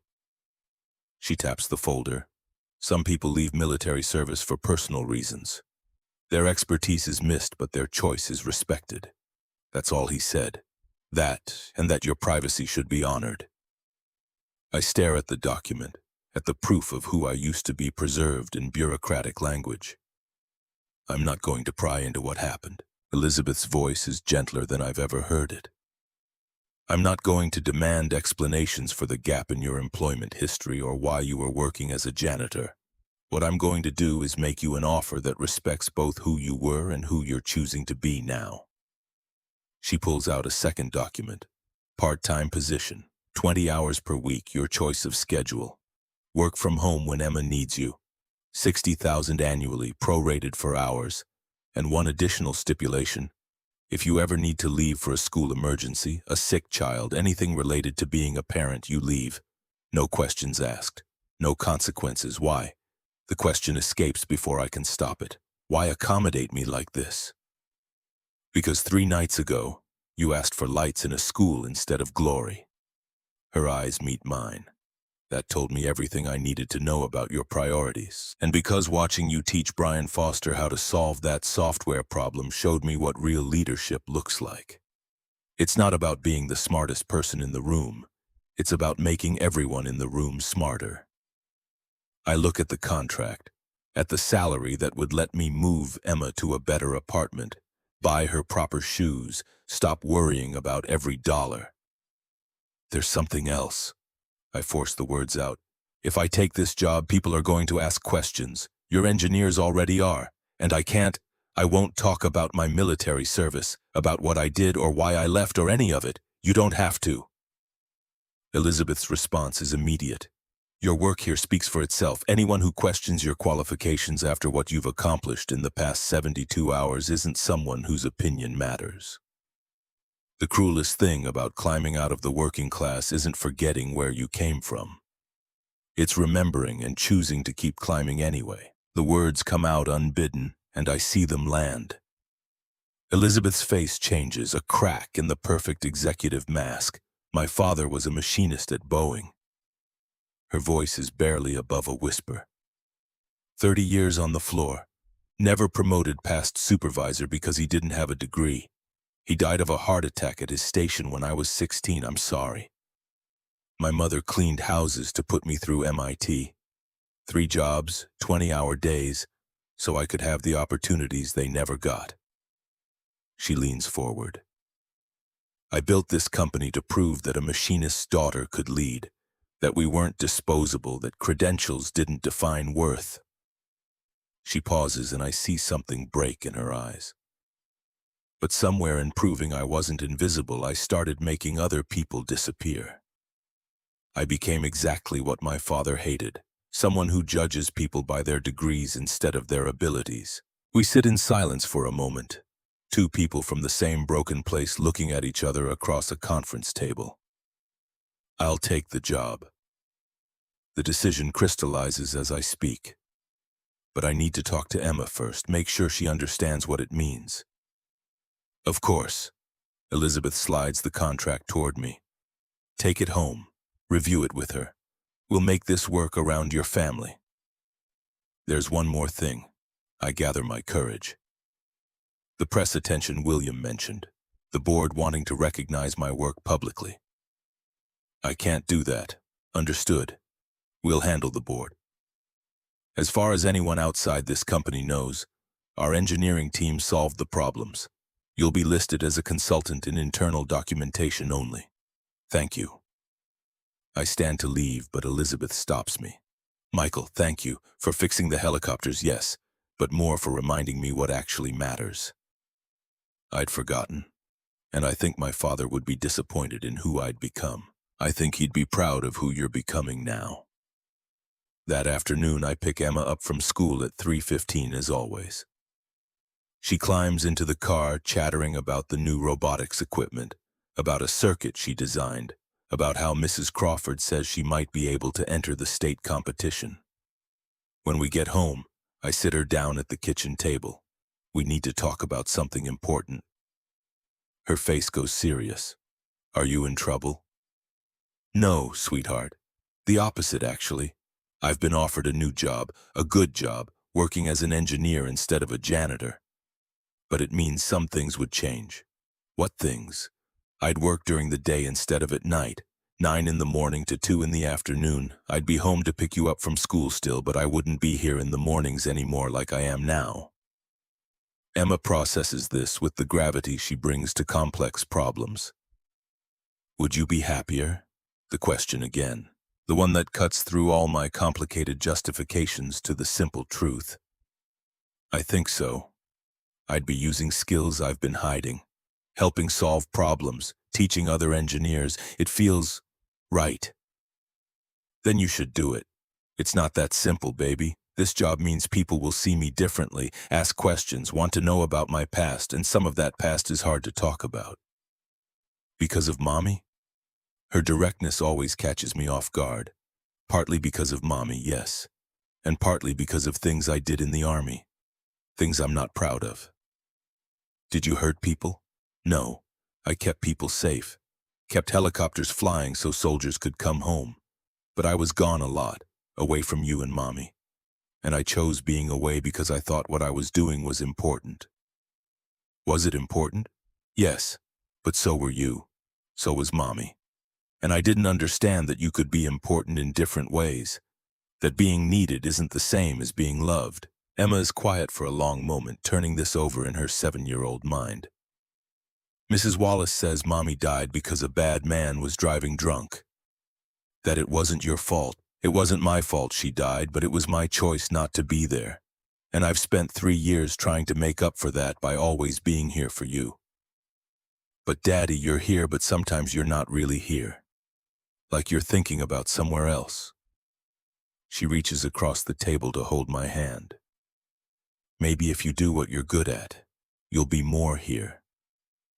The wisdom of it staggers me. Presence isn't just physical location. You can be in the room and still be a ghost, still be hiding, still be somewhere else in your head. You're right. I squeeze her hand. You're absolutely right. How did you get so smart? I have a really good dad who fixes things. We spend the evening at the kitchen table, me explaining the job offer while she asks questions with surgical precision. Will you make more money?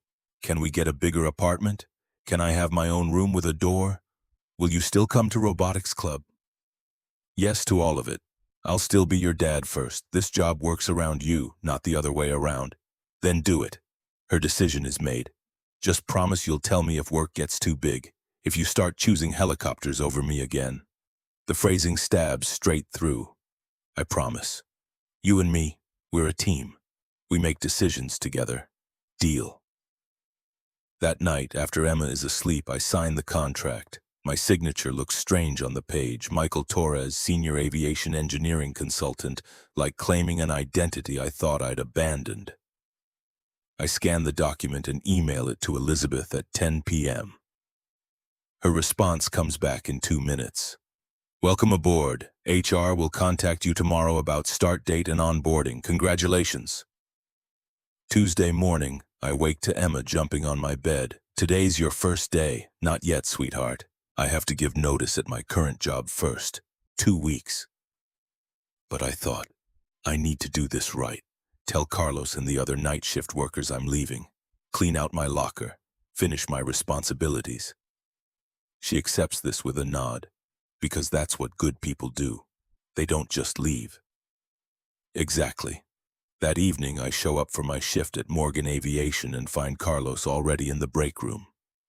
When I tell him about the job offer, his face splits into a wide smile. Hermano, this is good, this is right. You were wasting yourself with that mop. I wasn't wasting anything. I was being a father. You can be both.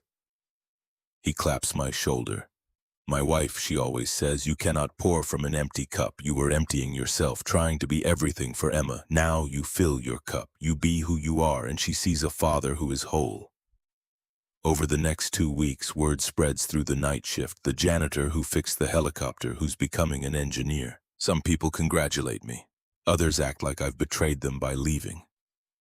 Miguel Rodriguez, the other janitor, pulls me aside one night. When you go up there, you remember us down here.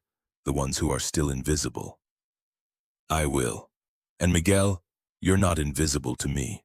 You told me once you were an electrician in Mexico.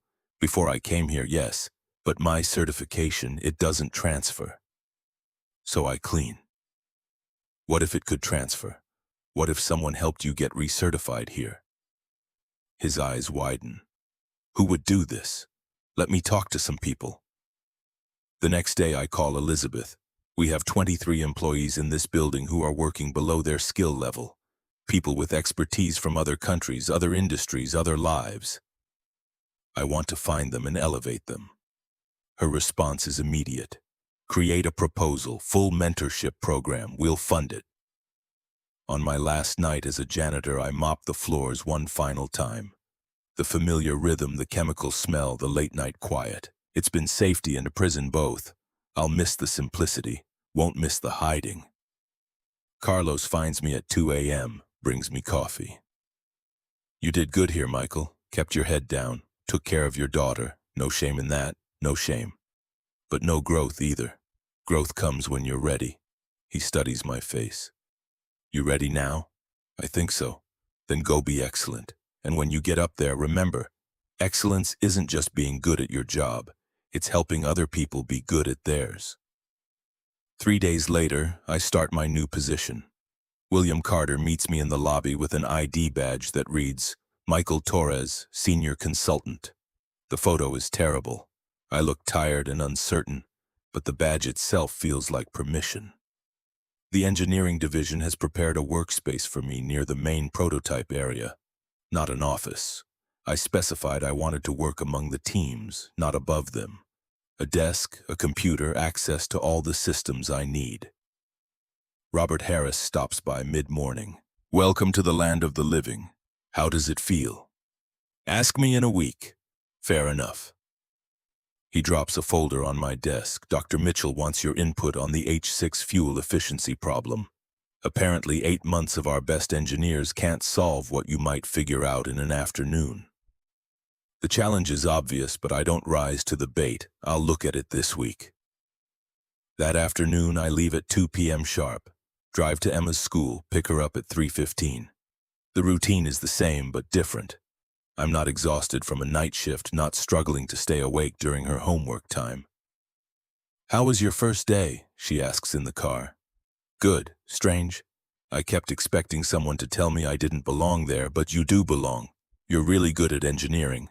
Being good at something doesn't always mean you belong doing it. Why not? The question stops me. Because I don't have a good answer. Maybe it should mean that.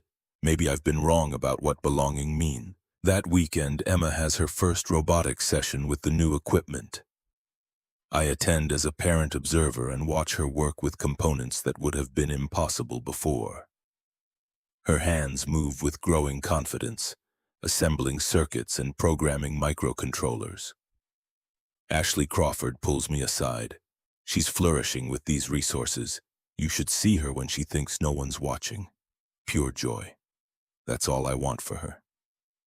Can I ask you something? What made you ask Elizabeth Morgan for this instead of taking credit for yourself? I think about Jennifer, about promises made and broken, about what actually matters, because being needed feels like love, but it's not the same thing. Emma needed lights in her workshop more than I needed recognition. That's just math. That's not math. Ashley smiles. That's love. Week 3 in my new role, Dr. Mitchell calls an engineering review meeting. The conference room fills with senior staff, people with decades of experience and walls full of degrees. I'm the only one without a PhD, the only one who can't cite publications or academic credentials.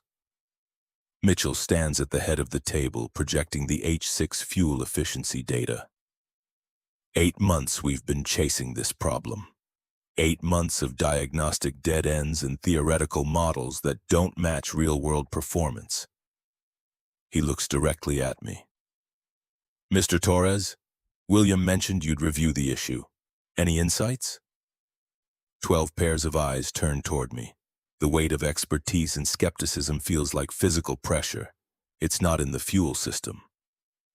I pull up my own analysis on the shared screen. Your diagnostics kept pointing there because that's where efficiency losses should manifest. But you were looking at symptoms, not causes. I highlight a section of the flight control logs. The problem is in the altitude sensor calibration, specifically a 0.3% drift that's feeding incorrect data to the power management system. The flight computer keeps making micro-adjustments to compensate for altitude readings that are off by roughly 40 feet. Those constant tiny throttle changes are bleeding efficiency. One of the senior engineers, Dr. Patricia Hammond, leans forward. We calibrated those sensors during assembly. They passed all verification tests. They passed tests at sea level under controlled conditions. I bring up the error pattern analysis. But under operational loads with vibration and temperature fluctuation, that 0.3% drift emerges.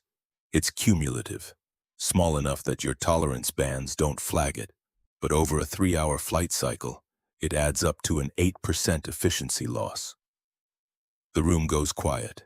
Mitchell examines the data with the intensity of someone whose worldview is shifting. How did you identify this? Hammond's voice carries professional curiosity rather than challenge. We've had 3 teams analyze these logs. I've seen this failure mode before, in helicopters operating in high-temperature environments where sensor drift becomes critical. You learn to look for patterns in the compensatory throttle adjustments rather than trusting the sensor readings themselves. Another engineer, James Kim, speaks up. If you're right, we can fix this with a software patch. Adjust the calibration parameters to account for operational drift, or install temperature-compensated sensors that maintain accuracy under load. I pull up specs for components we used in theater. They cost about $40 more per unit, but they eliminate this entire class of problem. Mitchell sits back in his chair, studying me with new respect. 8 months, hundreds of engineering hours, and you found it in 72 hours by looking where we weren't looking. You were looking with tools that work in laboratories. I learned to look with tools that work in sandstorms. After the meeting, Hammond stops me in the hallway. That was impressive work, not just the technical analysis the way you explained it. You made complex failure modes accessible without being condescending. Thank you. I mean it. She glances back toward the conference room. Some of us were skeptical when Elizabeth hired you. A janitor turned consultant, no formal credentials, classified military background. It felt like a publicity stunt. And now? Now I'm wondering how many other problems we've been overthinking because we trust our tools more than our intuition. The mentorship program launches the following week. Elizabeth approves my proposal with one modification. She wants it company-wide, not just engineering. Every department, every level, searching for hidden expertise. Miguel Rodriguez is my first success story. I connect him with the facilities director, explain his background, arrange for the company to sponsor his electrical recertification. Within 3 weeks, he's transitioned from night janitor to facilities engineer, working on the same buildings he used to clean. He finds me in the cafeteria one afternoon, eyes wet. 18 años, hermano. 18 years I pushed that mop thinking this was my life now. You gave me back my name. You gave yourself back. I just opened a door, no. He grips my shoulder. You saw me when I was invisible. That's the gift. The program expands rapidly. An assembly line worker named Rachel Kim, who turns out to have a degree in quality assurance from Seoul National University. An administrative assistant named David Chen with advanced statistics training. A warehouse coordinator who was a civil engineer in Venezuela. Within 2 months, we've elevated 12 people. The company's performance metrics start shifting. Fewer defects, faster problem resolution, innovations emerging from unexpected places. Elizabeth calls me to her office in early November. 3 months since that night with the helicopter. 3 months since I stopped hiding. She's looking at quarterly reports when I enter. Sit, please. The view from her office spans the entire facility. I can see the main hangar where the Skyhawk X9 sits, now in production, where I spent 547 nights mopping floors and pretending to be nobody. The mentorship program is exceeding projections. Elizabeth turns from the window. 12 employees elevated to roles matching their skills.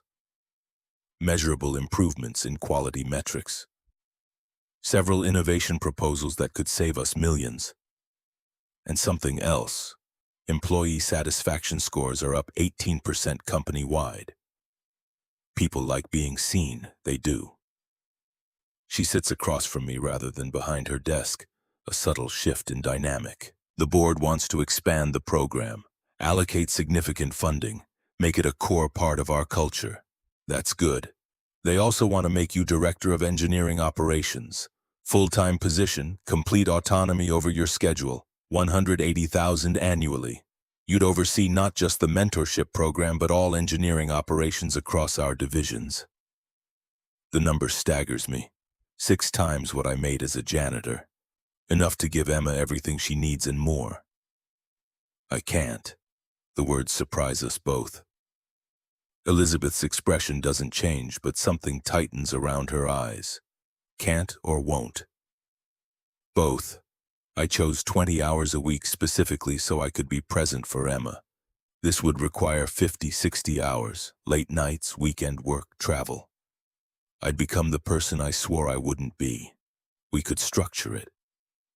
No, the firmness in my voice surprises me. I appreciate the confidence you're showing. But I made a promise to my daughter, that she comes first.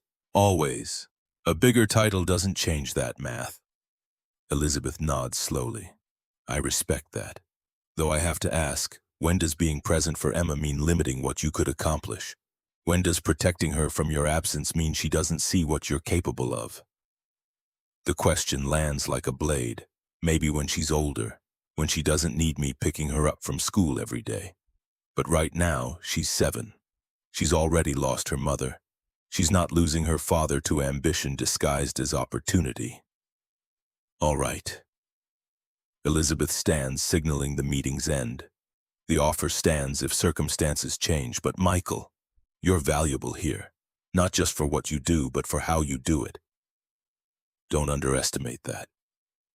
Walking to my car, I think about the conversation, about what I'm turning down. Director of Engineering Operations. Real power to shape culture, drive innovation, build something meaningful. And I'm saying no because of a 3:15 school pickup. Jennifer's voice echoes in memory. Being needed feels like love. but it's not the same thing. Maybe the inverse is also true. Being loved feels like being needed but requires different choices. Emma's robotics team qualifies for the state competition in December. The news sends her into orbit. We're going to Sacramento for 3 whole days. Can you come, Daddy, please? Of course I'm coming. I wouldn't miss it. But what about work? I have vacation time. And even if I didn't, you're more important than work. She hugs me so hard I can barely breathe. Mrs. Crawford says we might even win, that my robot design is really innovative. The pride in her voice does something to my chest. I believe it. You've worked incredibly hard. Will you help me practice? We have 6 weeks to prepare. Every evening after school, we run through competition scenarios at the kitchen table. Emma's robot has evolved beyond the simple arm mechanism. Now it's a sophisticated multifunction platform with sensors, programmed responses, adaptive behavior. Watching her work reminds me why I made the choices I made. Mid-November, General Anderson returns to Morgan Aviation. Not for a demonstration this time, for a conversation. Elizabeth arranges the meeting in her office with just the 3 of us. Anderson looks older than I remember from his last visit. More gray in his hair, deeper lines around his eyes. Captain Torres, it's good to see you again. It's just Michael now, sir. I've been out 3 years. Once a captain, always a captain. He settles into a chair with the careful movement of someone whose body has logged too many combat deployments. I'm here because we have a situation. Classified, sensitive, and quite frankly, we're out of options. He pulls a folder from his briefcase. 3 Black Hawks grounded in northeastern Syria. Mechanical failures our people can't diagnose remotely. 18 pilots and crew trapped in a hostile area, unable to extract because their birds won't fly. My chest tightens. I'm not active duty anymore. I'm aware. This would be a civilian contract, 2 weeks deployment as a technical consultant. We'd handle all logistics, security, compensation. You'd be there strictly in an advisory capacity in a war zone. The euphemism almost makes me laugh. Sir, I have a 7-year-old daughter. I can't deploy to Syria, I understand. But these are 18 American lives, the same kind of lives you saved dozens of times during your service. The guilt hits exactly where he aimed it. With respect, General, I saved lives by choosing the mission over my family. My wife died while I was deployed. My daughter spent 2 days in foster care because I was keeping helicopters flying 7,000 miles away. I can't make that choice again. Anderson nods, unsurprised. Elizabeth mentioned you'd likely decline. So let me make a different proposal. He pulls out a second document. We're establishing a training program, 2 days per month, stateside, teaching our aviation mechanics the kind of field expertise you have. Real-world problem-solving, pattern recognition, the things you can't learn from manuals. The contract details read cleanly. $5,000 per training session, all expenses covered. Location rotating between bases in Virginia, California, and Texas. $24,000 annually for 48 hours of work. This doesn't send me overseas, never. You'd train the people we send overseas, different battlefields, same mission. I study the document, thinking about Emma, about promises made and kept. I'd need absolute scheduling control. If it conflicts with my daughter's needs, I don't come. Agreed. Anderson extends his hand. We need this, Captain. Not just the training, the perspective. You represent something our service members need to see. That you can serve, sacrifice, and still choose family. That leaving doesn't mean failure. We shake hands and I feel something shift. Not back toward who I was, but forward toward who I might become. That evening I explain the opportunity to Emma over dinner. She listens with the seriousness she brings to complex problems. 2 days a month. So you'd be gone 2 nights? Usually just 1 night. I'd fly out early morning, train all day, fly back the next afternoon. And you'd teach soldiers? Mechanics. People who fix helicopters so soldiers can come home safely. Like what you used to do. Like what I used to do, yes. But I wouldn't be in danger. Just teaching in regular military bases here in America. Would it make you happy? The question again. The one she keeps asking because she sees what I try to hide. I think it would. I'd be using my knowledge to help people, and it wouldn't take me away from you except for 1 or 2 nights a month. Then you should do it. Her decision is immediate, certain. Just promise you'll really come back. Not like when Mommy didn't come back. The pain in her voice cracks something open in my chest. Baby, I will always come back. Always. This isn't like deployment. There's no combat, no danger, just teaching. Okay. But you still have to come to Sacramento for my competition. I wouldn't miss it for anything in the world. The first training session happens the week before Thanksgiving at Langley Air Force Base in Virginia. I fly out Monday morning, spend the day with 20 mechanics ranging from new recruits to 30-year veterans, return Tuesday afternoon in time to pick Emma up from school. The mechanics are hungry for practical knowledge. I teach them to look beyond diagnostics, to trust their hands and experience, to recognize patterns that sensors miss. We work on actual helicopters, real problems, the kind of scenarios where textbook answers fail. A young specialist, couldn't be more than 22, approaches me during a break. Sir, how do you stay calm when you know lives depend on getting it right? You don't stay calm, the fear is always there. You just channel it into focus. Every bolt you tighten, every connection you check. That's someone's family member getting home safe. The fear becomes fuel. After the session, the senior instructor, a master sergeant named Williams who's been turning wrenches for 26 years, pulls me aside. That was good work, Captain. Not just the technical content, the way you connected with these kids. They trust you because you've been where they're going. I'm not going anymore. That's the point. You're still going, just in a different direction. He pauses. Can I ask you something personal?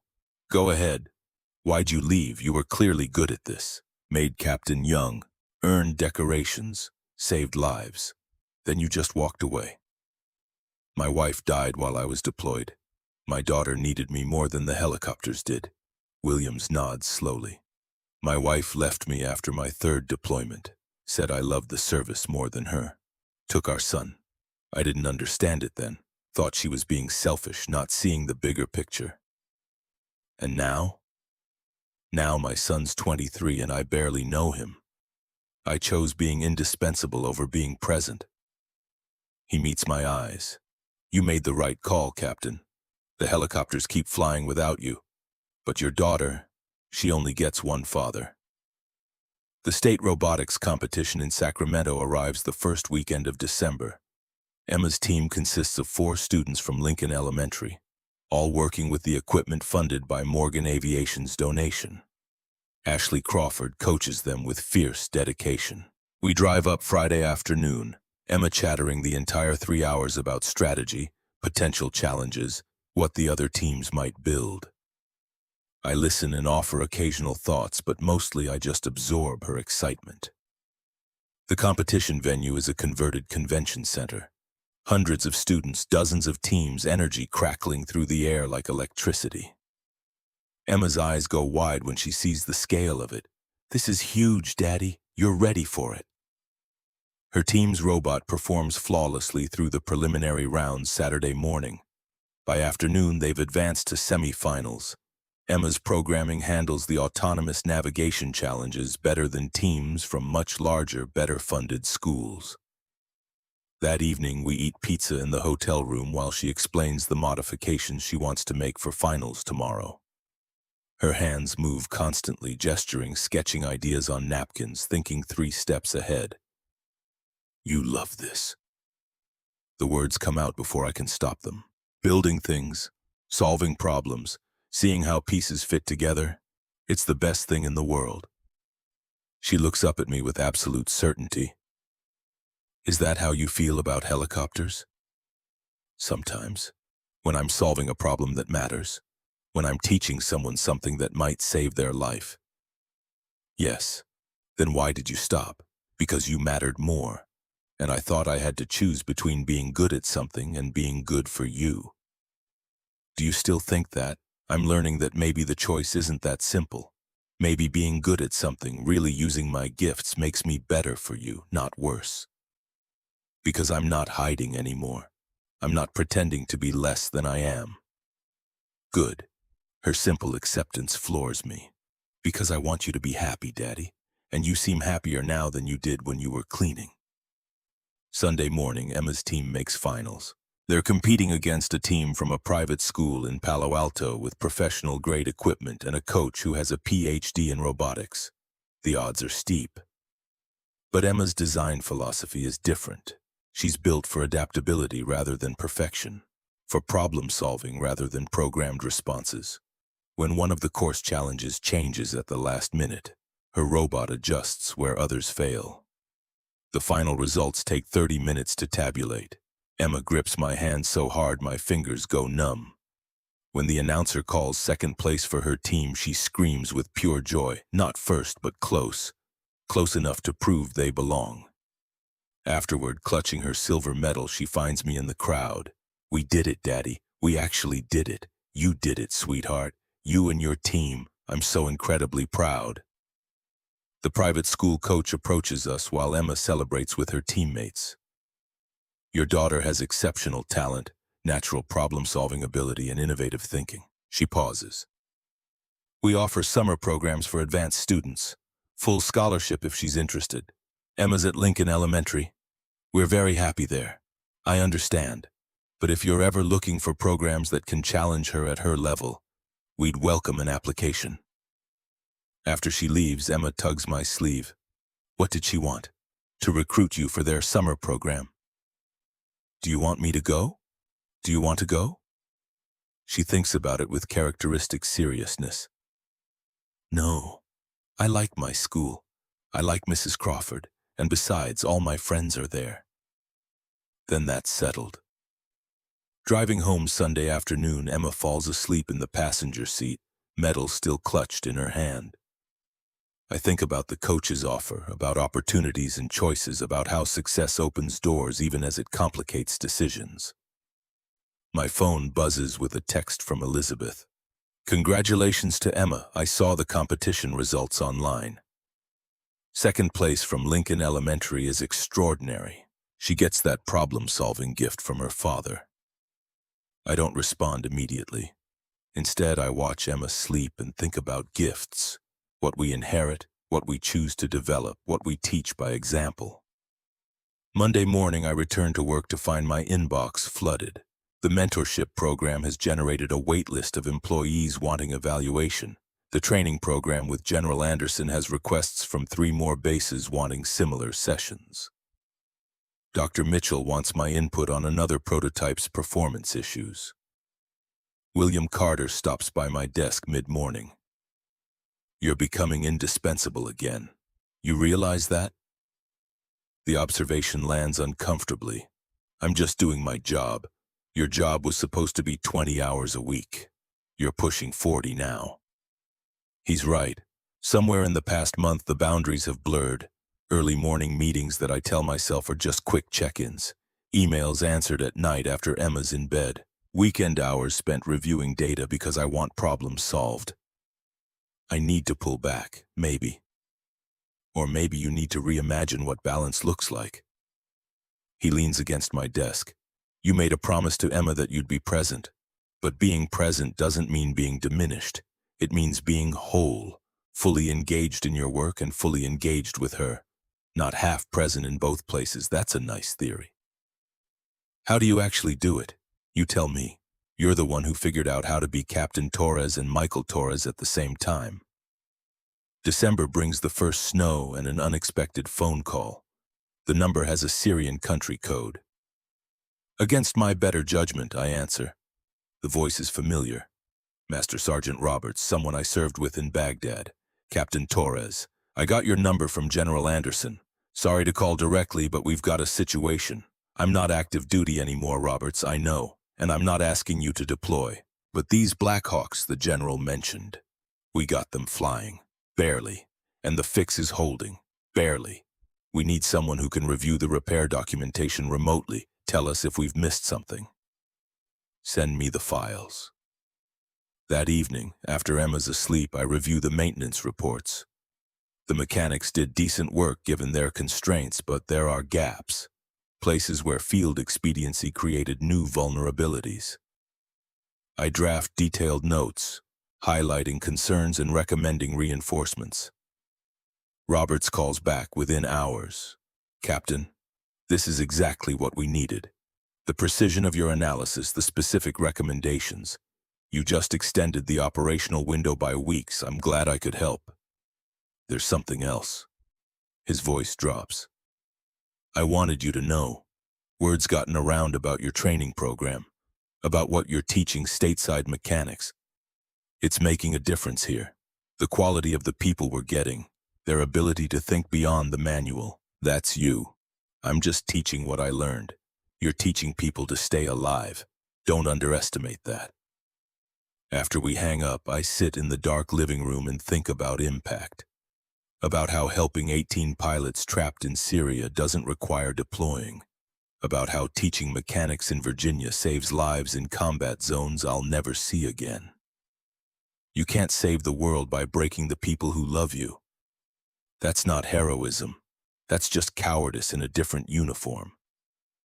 The words form themselves and I realize they're true. The old Michael, Captain Torres, thought sacrifice meant choosing mission over family. The new Michael is learning that sacrifice means choosing both, but in ways that don't destroy either.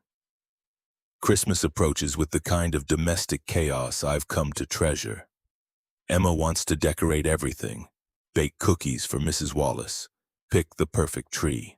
We spend a Saturday at a tree farm, trudging through snow until she finds one that's absolutely right. Setting it up in our living room, she hangs ornaments while narrating memories. This one Mommy gave me when I was 4. This one Mrs. Wallace made. This one you brought back from... Where was it again? Germany. I was stationed there for 3 months.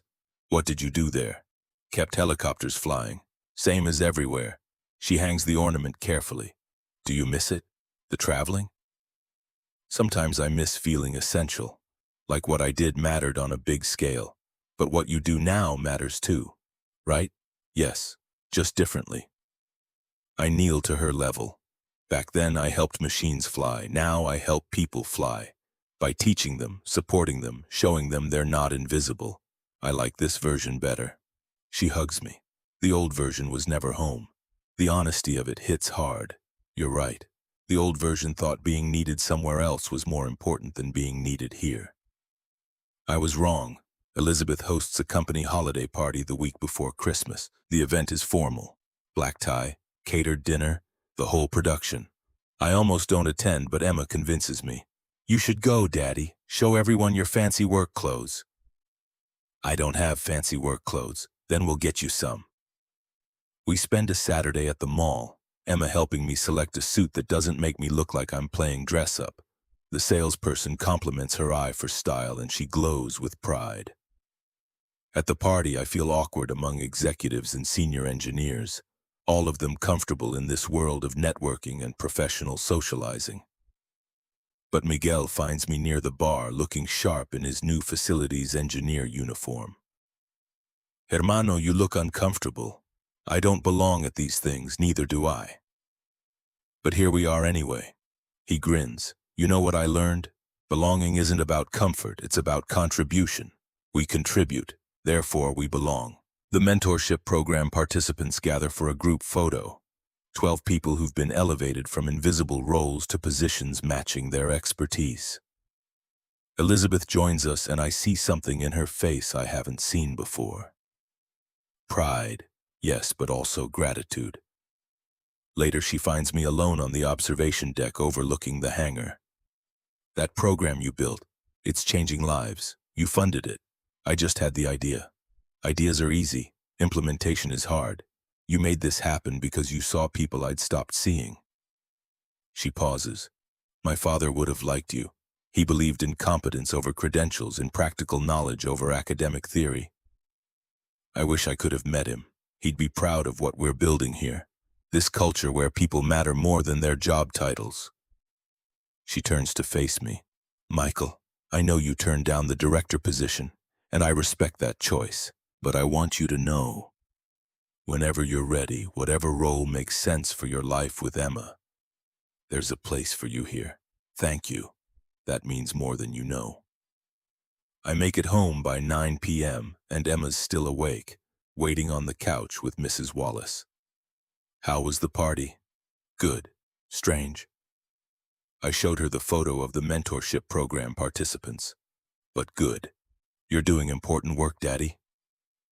The simple statement from a 7-year-old carries weight that fancy titles and executive recognition never could. New Year's Eve, I make a decision. For 3 years, I've been running from Captain Torres, hiding from who I was, what I'd lost, the guilt I carried. But that version of myself isn't my enemy. He's part of my story, part of what makes me capable now. I pull out the old military footlocker and open it fully for the first time since Jennifer died. Inside are the pieces of that life, uniforms, medals, photographs of people I served with. Some are dead now. Some are still serving. All of them trusted me to keep them flying. Emma finds me sitting on the floor surrounded by memories. What's all this? My old life, before I was your dad. She sits beside me, picking up a photograph. Is that you? You look so young. I was 23 in that picture. First deployment, right out of training. You look happy. I was. I thought I was doing something important. You were, right? Yes, but I didn't understand that importance comes in different forms, that keeping helicopters flying matters, but so does being present for the people who love you. She studies the photograph, then looks at me.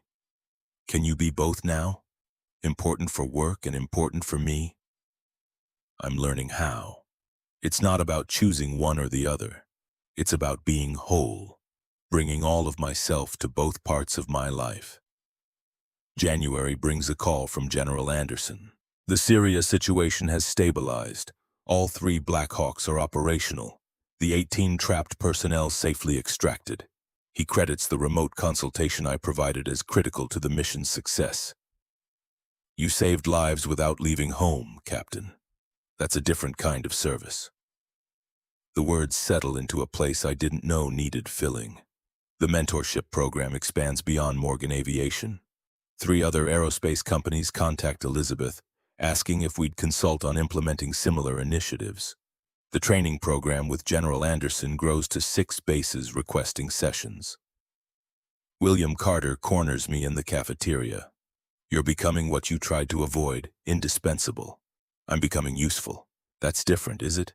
Because from here it looks like you're building something bigger than yourself, and that's exactly what leaders do. I'm not a leader. I'm a consultant who used to clean floors. You're a janitor who reminds everyone that worth isn't determined by titles.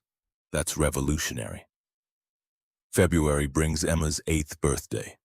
We celebrate with her robotics team at the apartment.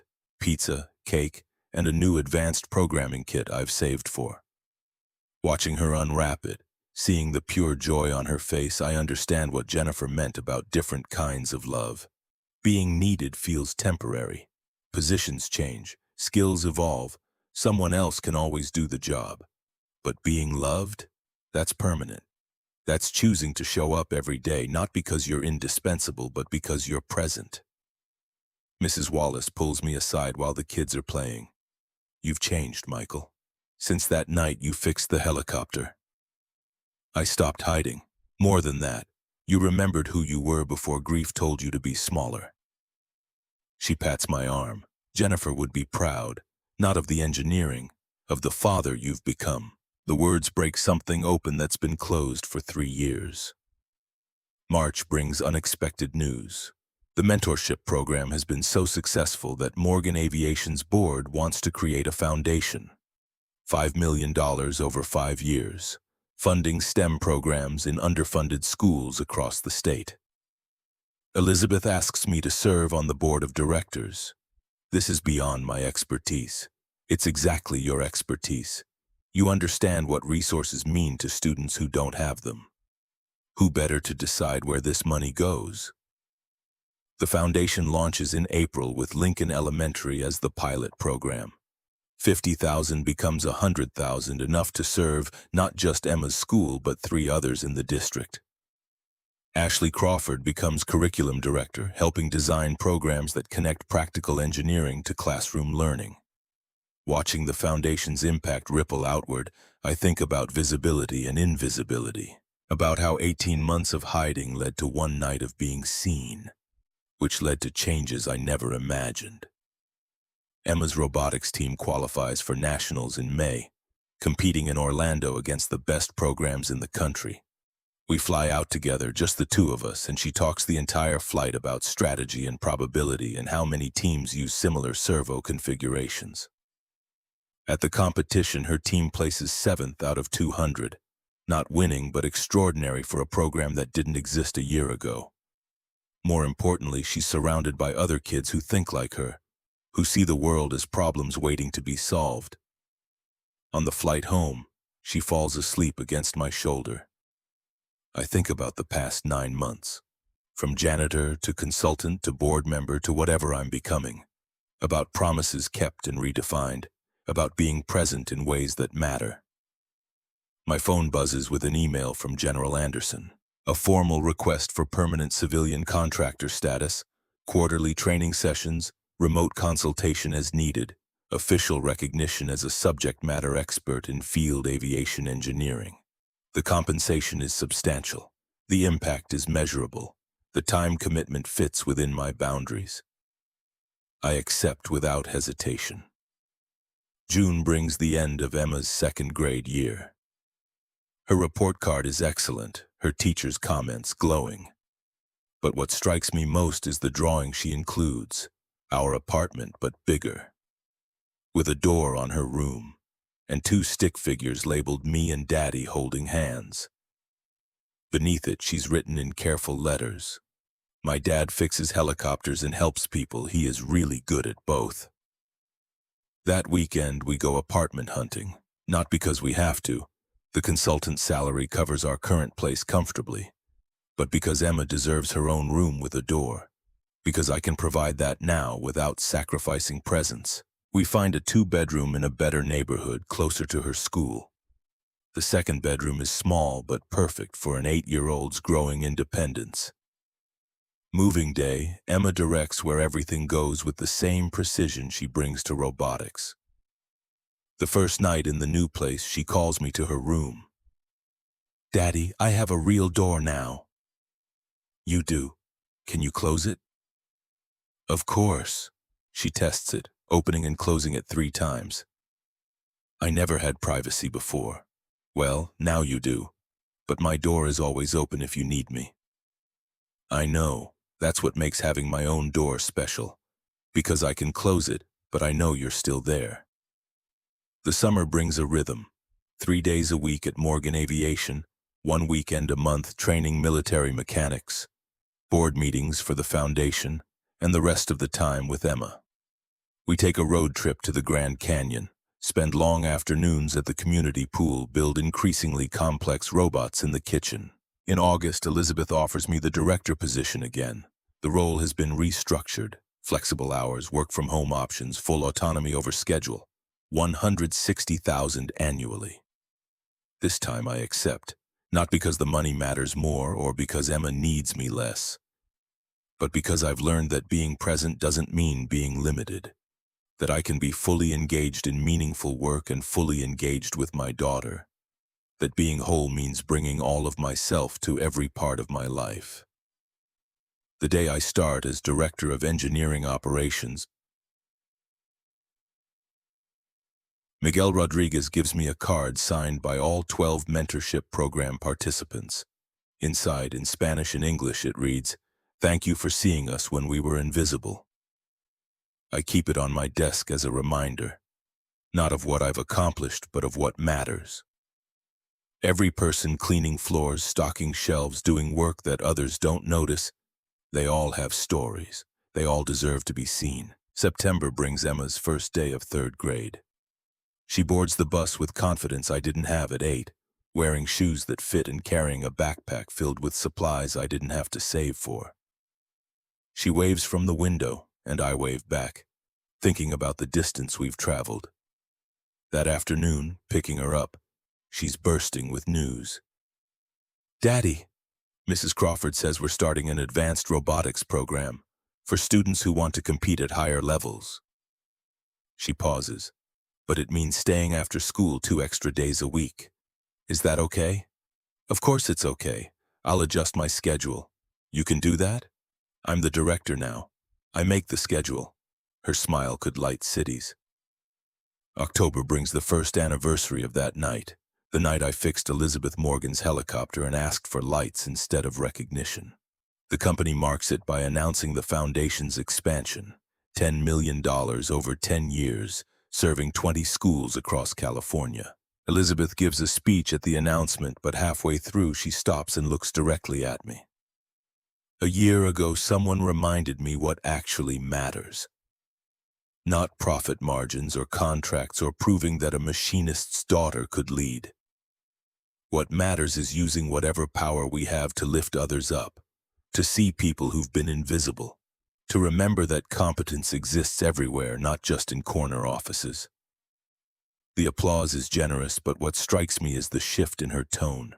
The certainty tempered with humility, the power wielded for service rather than dominance. After the event, she finds me in the parking lot.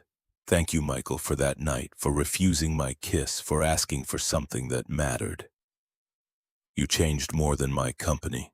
You changed me. You changed yourself." I just asked the right question. Walking to my car, I think about questions and answers, about what we ask for and what we receive. I asked for lights in a school and received a foundation. I asked for 20 hours a week and received a directorship. I asked for presence with my daughter and received wholeness. November brings Thanksgiving, and Emma insists we invite everyone who helped us. Mrs. Wallace, Ashley Crawford, Miguel Rodriguez, and his family, Robert Harris. Our new apartment fills with people and noise and laughter. Emma stands on a chair to make a toast. I'm thankful for my dad, who fixed helicopters and helped people and remembered that I'm important too. The simple declaration silences the room, then Mrs. Wallace starts clapping and everyone joins, and I have to turn away because my eyes are burning. Later, washing dishes with Mrs. Wallace, she observes, "You found your balance. I'm still learning it every day. That's what balance is. Constant adjustment, not perfect equilibrium." She hands me a plate to dry. "Jennifer would be proud, you know? Not because you became successful, but because you figured out how to be both, the engineer and the father, the leader and the present parent." I hope so. I know so. Because that's what love does. It doesn't diminish you. It completes you. December brings Emma's first advanced robotics competition. Her team is younger than most competitors, less experienced, facing programs with decades of history. But they've learned to think differently, to solve problems rather than follow templates. They place fourth, and Emma is radiant with pride. "We didn't win, but we belonged, Daddy. We really belonged." "You've always belonged, sweetheart. You just needed people to see it. Like you, like both of us." New Year's Eve, Emma and I stand on the balcony of our apartment, watching fireworks over the city. She's wrapped in a blanket against the cold, leaning against me. "Next year, I'm going to build a robot that can climb stairs." "That's ambitious. You always say ambitious is good." I do. And it is. "What's your goal for next year?" "To keep being present. To keep seeing people who are invisible. To keep learning how to be whole." She thinks about this. "That's a good goal, Daddy." The fireworks explode in colors, and I think about the past year. From janitor to consultant to director. From hiding to being seen. From broken to whole. My phone buzzes with a text from Elizabeth. "Happy New Year. Thank you for everything you built this year, not just programs, culture, values, hope." I don't respond immediately. Instead, I pull Emma closer and watch the city celebrate new beginnings. Credentials open doors. Competence keeps them open. But wisdom? Wisdom builds new doors where there weren't any before. The words form themselves, and I realize they're the final piece, not just being good at something, not just being present, but using what I know to create possibilities for others. Building doors where walls used to be. The last firework fades and Emma yawns. Can we go inside now? It's cold. Of course, sweetheart. As we head in, she stops at the door. Daddy, I'm glad you're not invisible anymore. Me too, baby. Me too. Inside, the apartment is warm and bright. Emma's robotics projects cover the kitchen table. My laptop sits open to foundation proposals. Photos line the walls. Some new, some old, all of them telling the story of who we've become. I tuck Emma into bed and she's asleep before I finish the second page of her book. I sit beside her for a moment, watching her breathe, thinking about promises kept and redefined. Being needed feels like love, but it's not the same thing. Jennifer was right, and it took me 3 years of hiding, one night of being seen, and a year of learning balance to understand what she meant.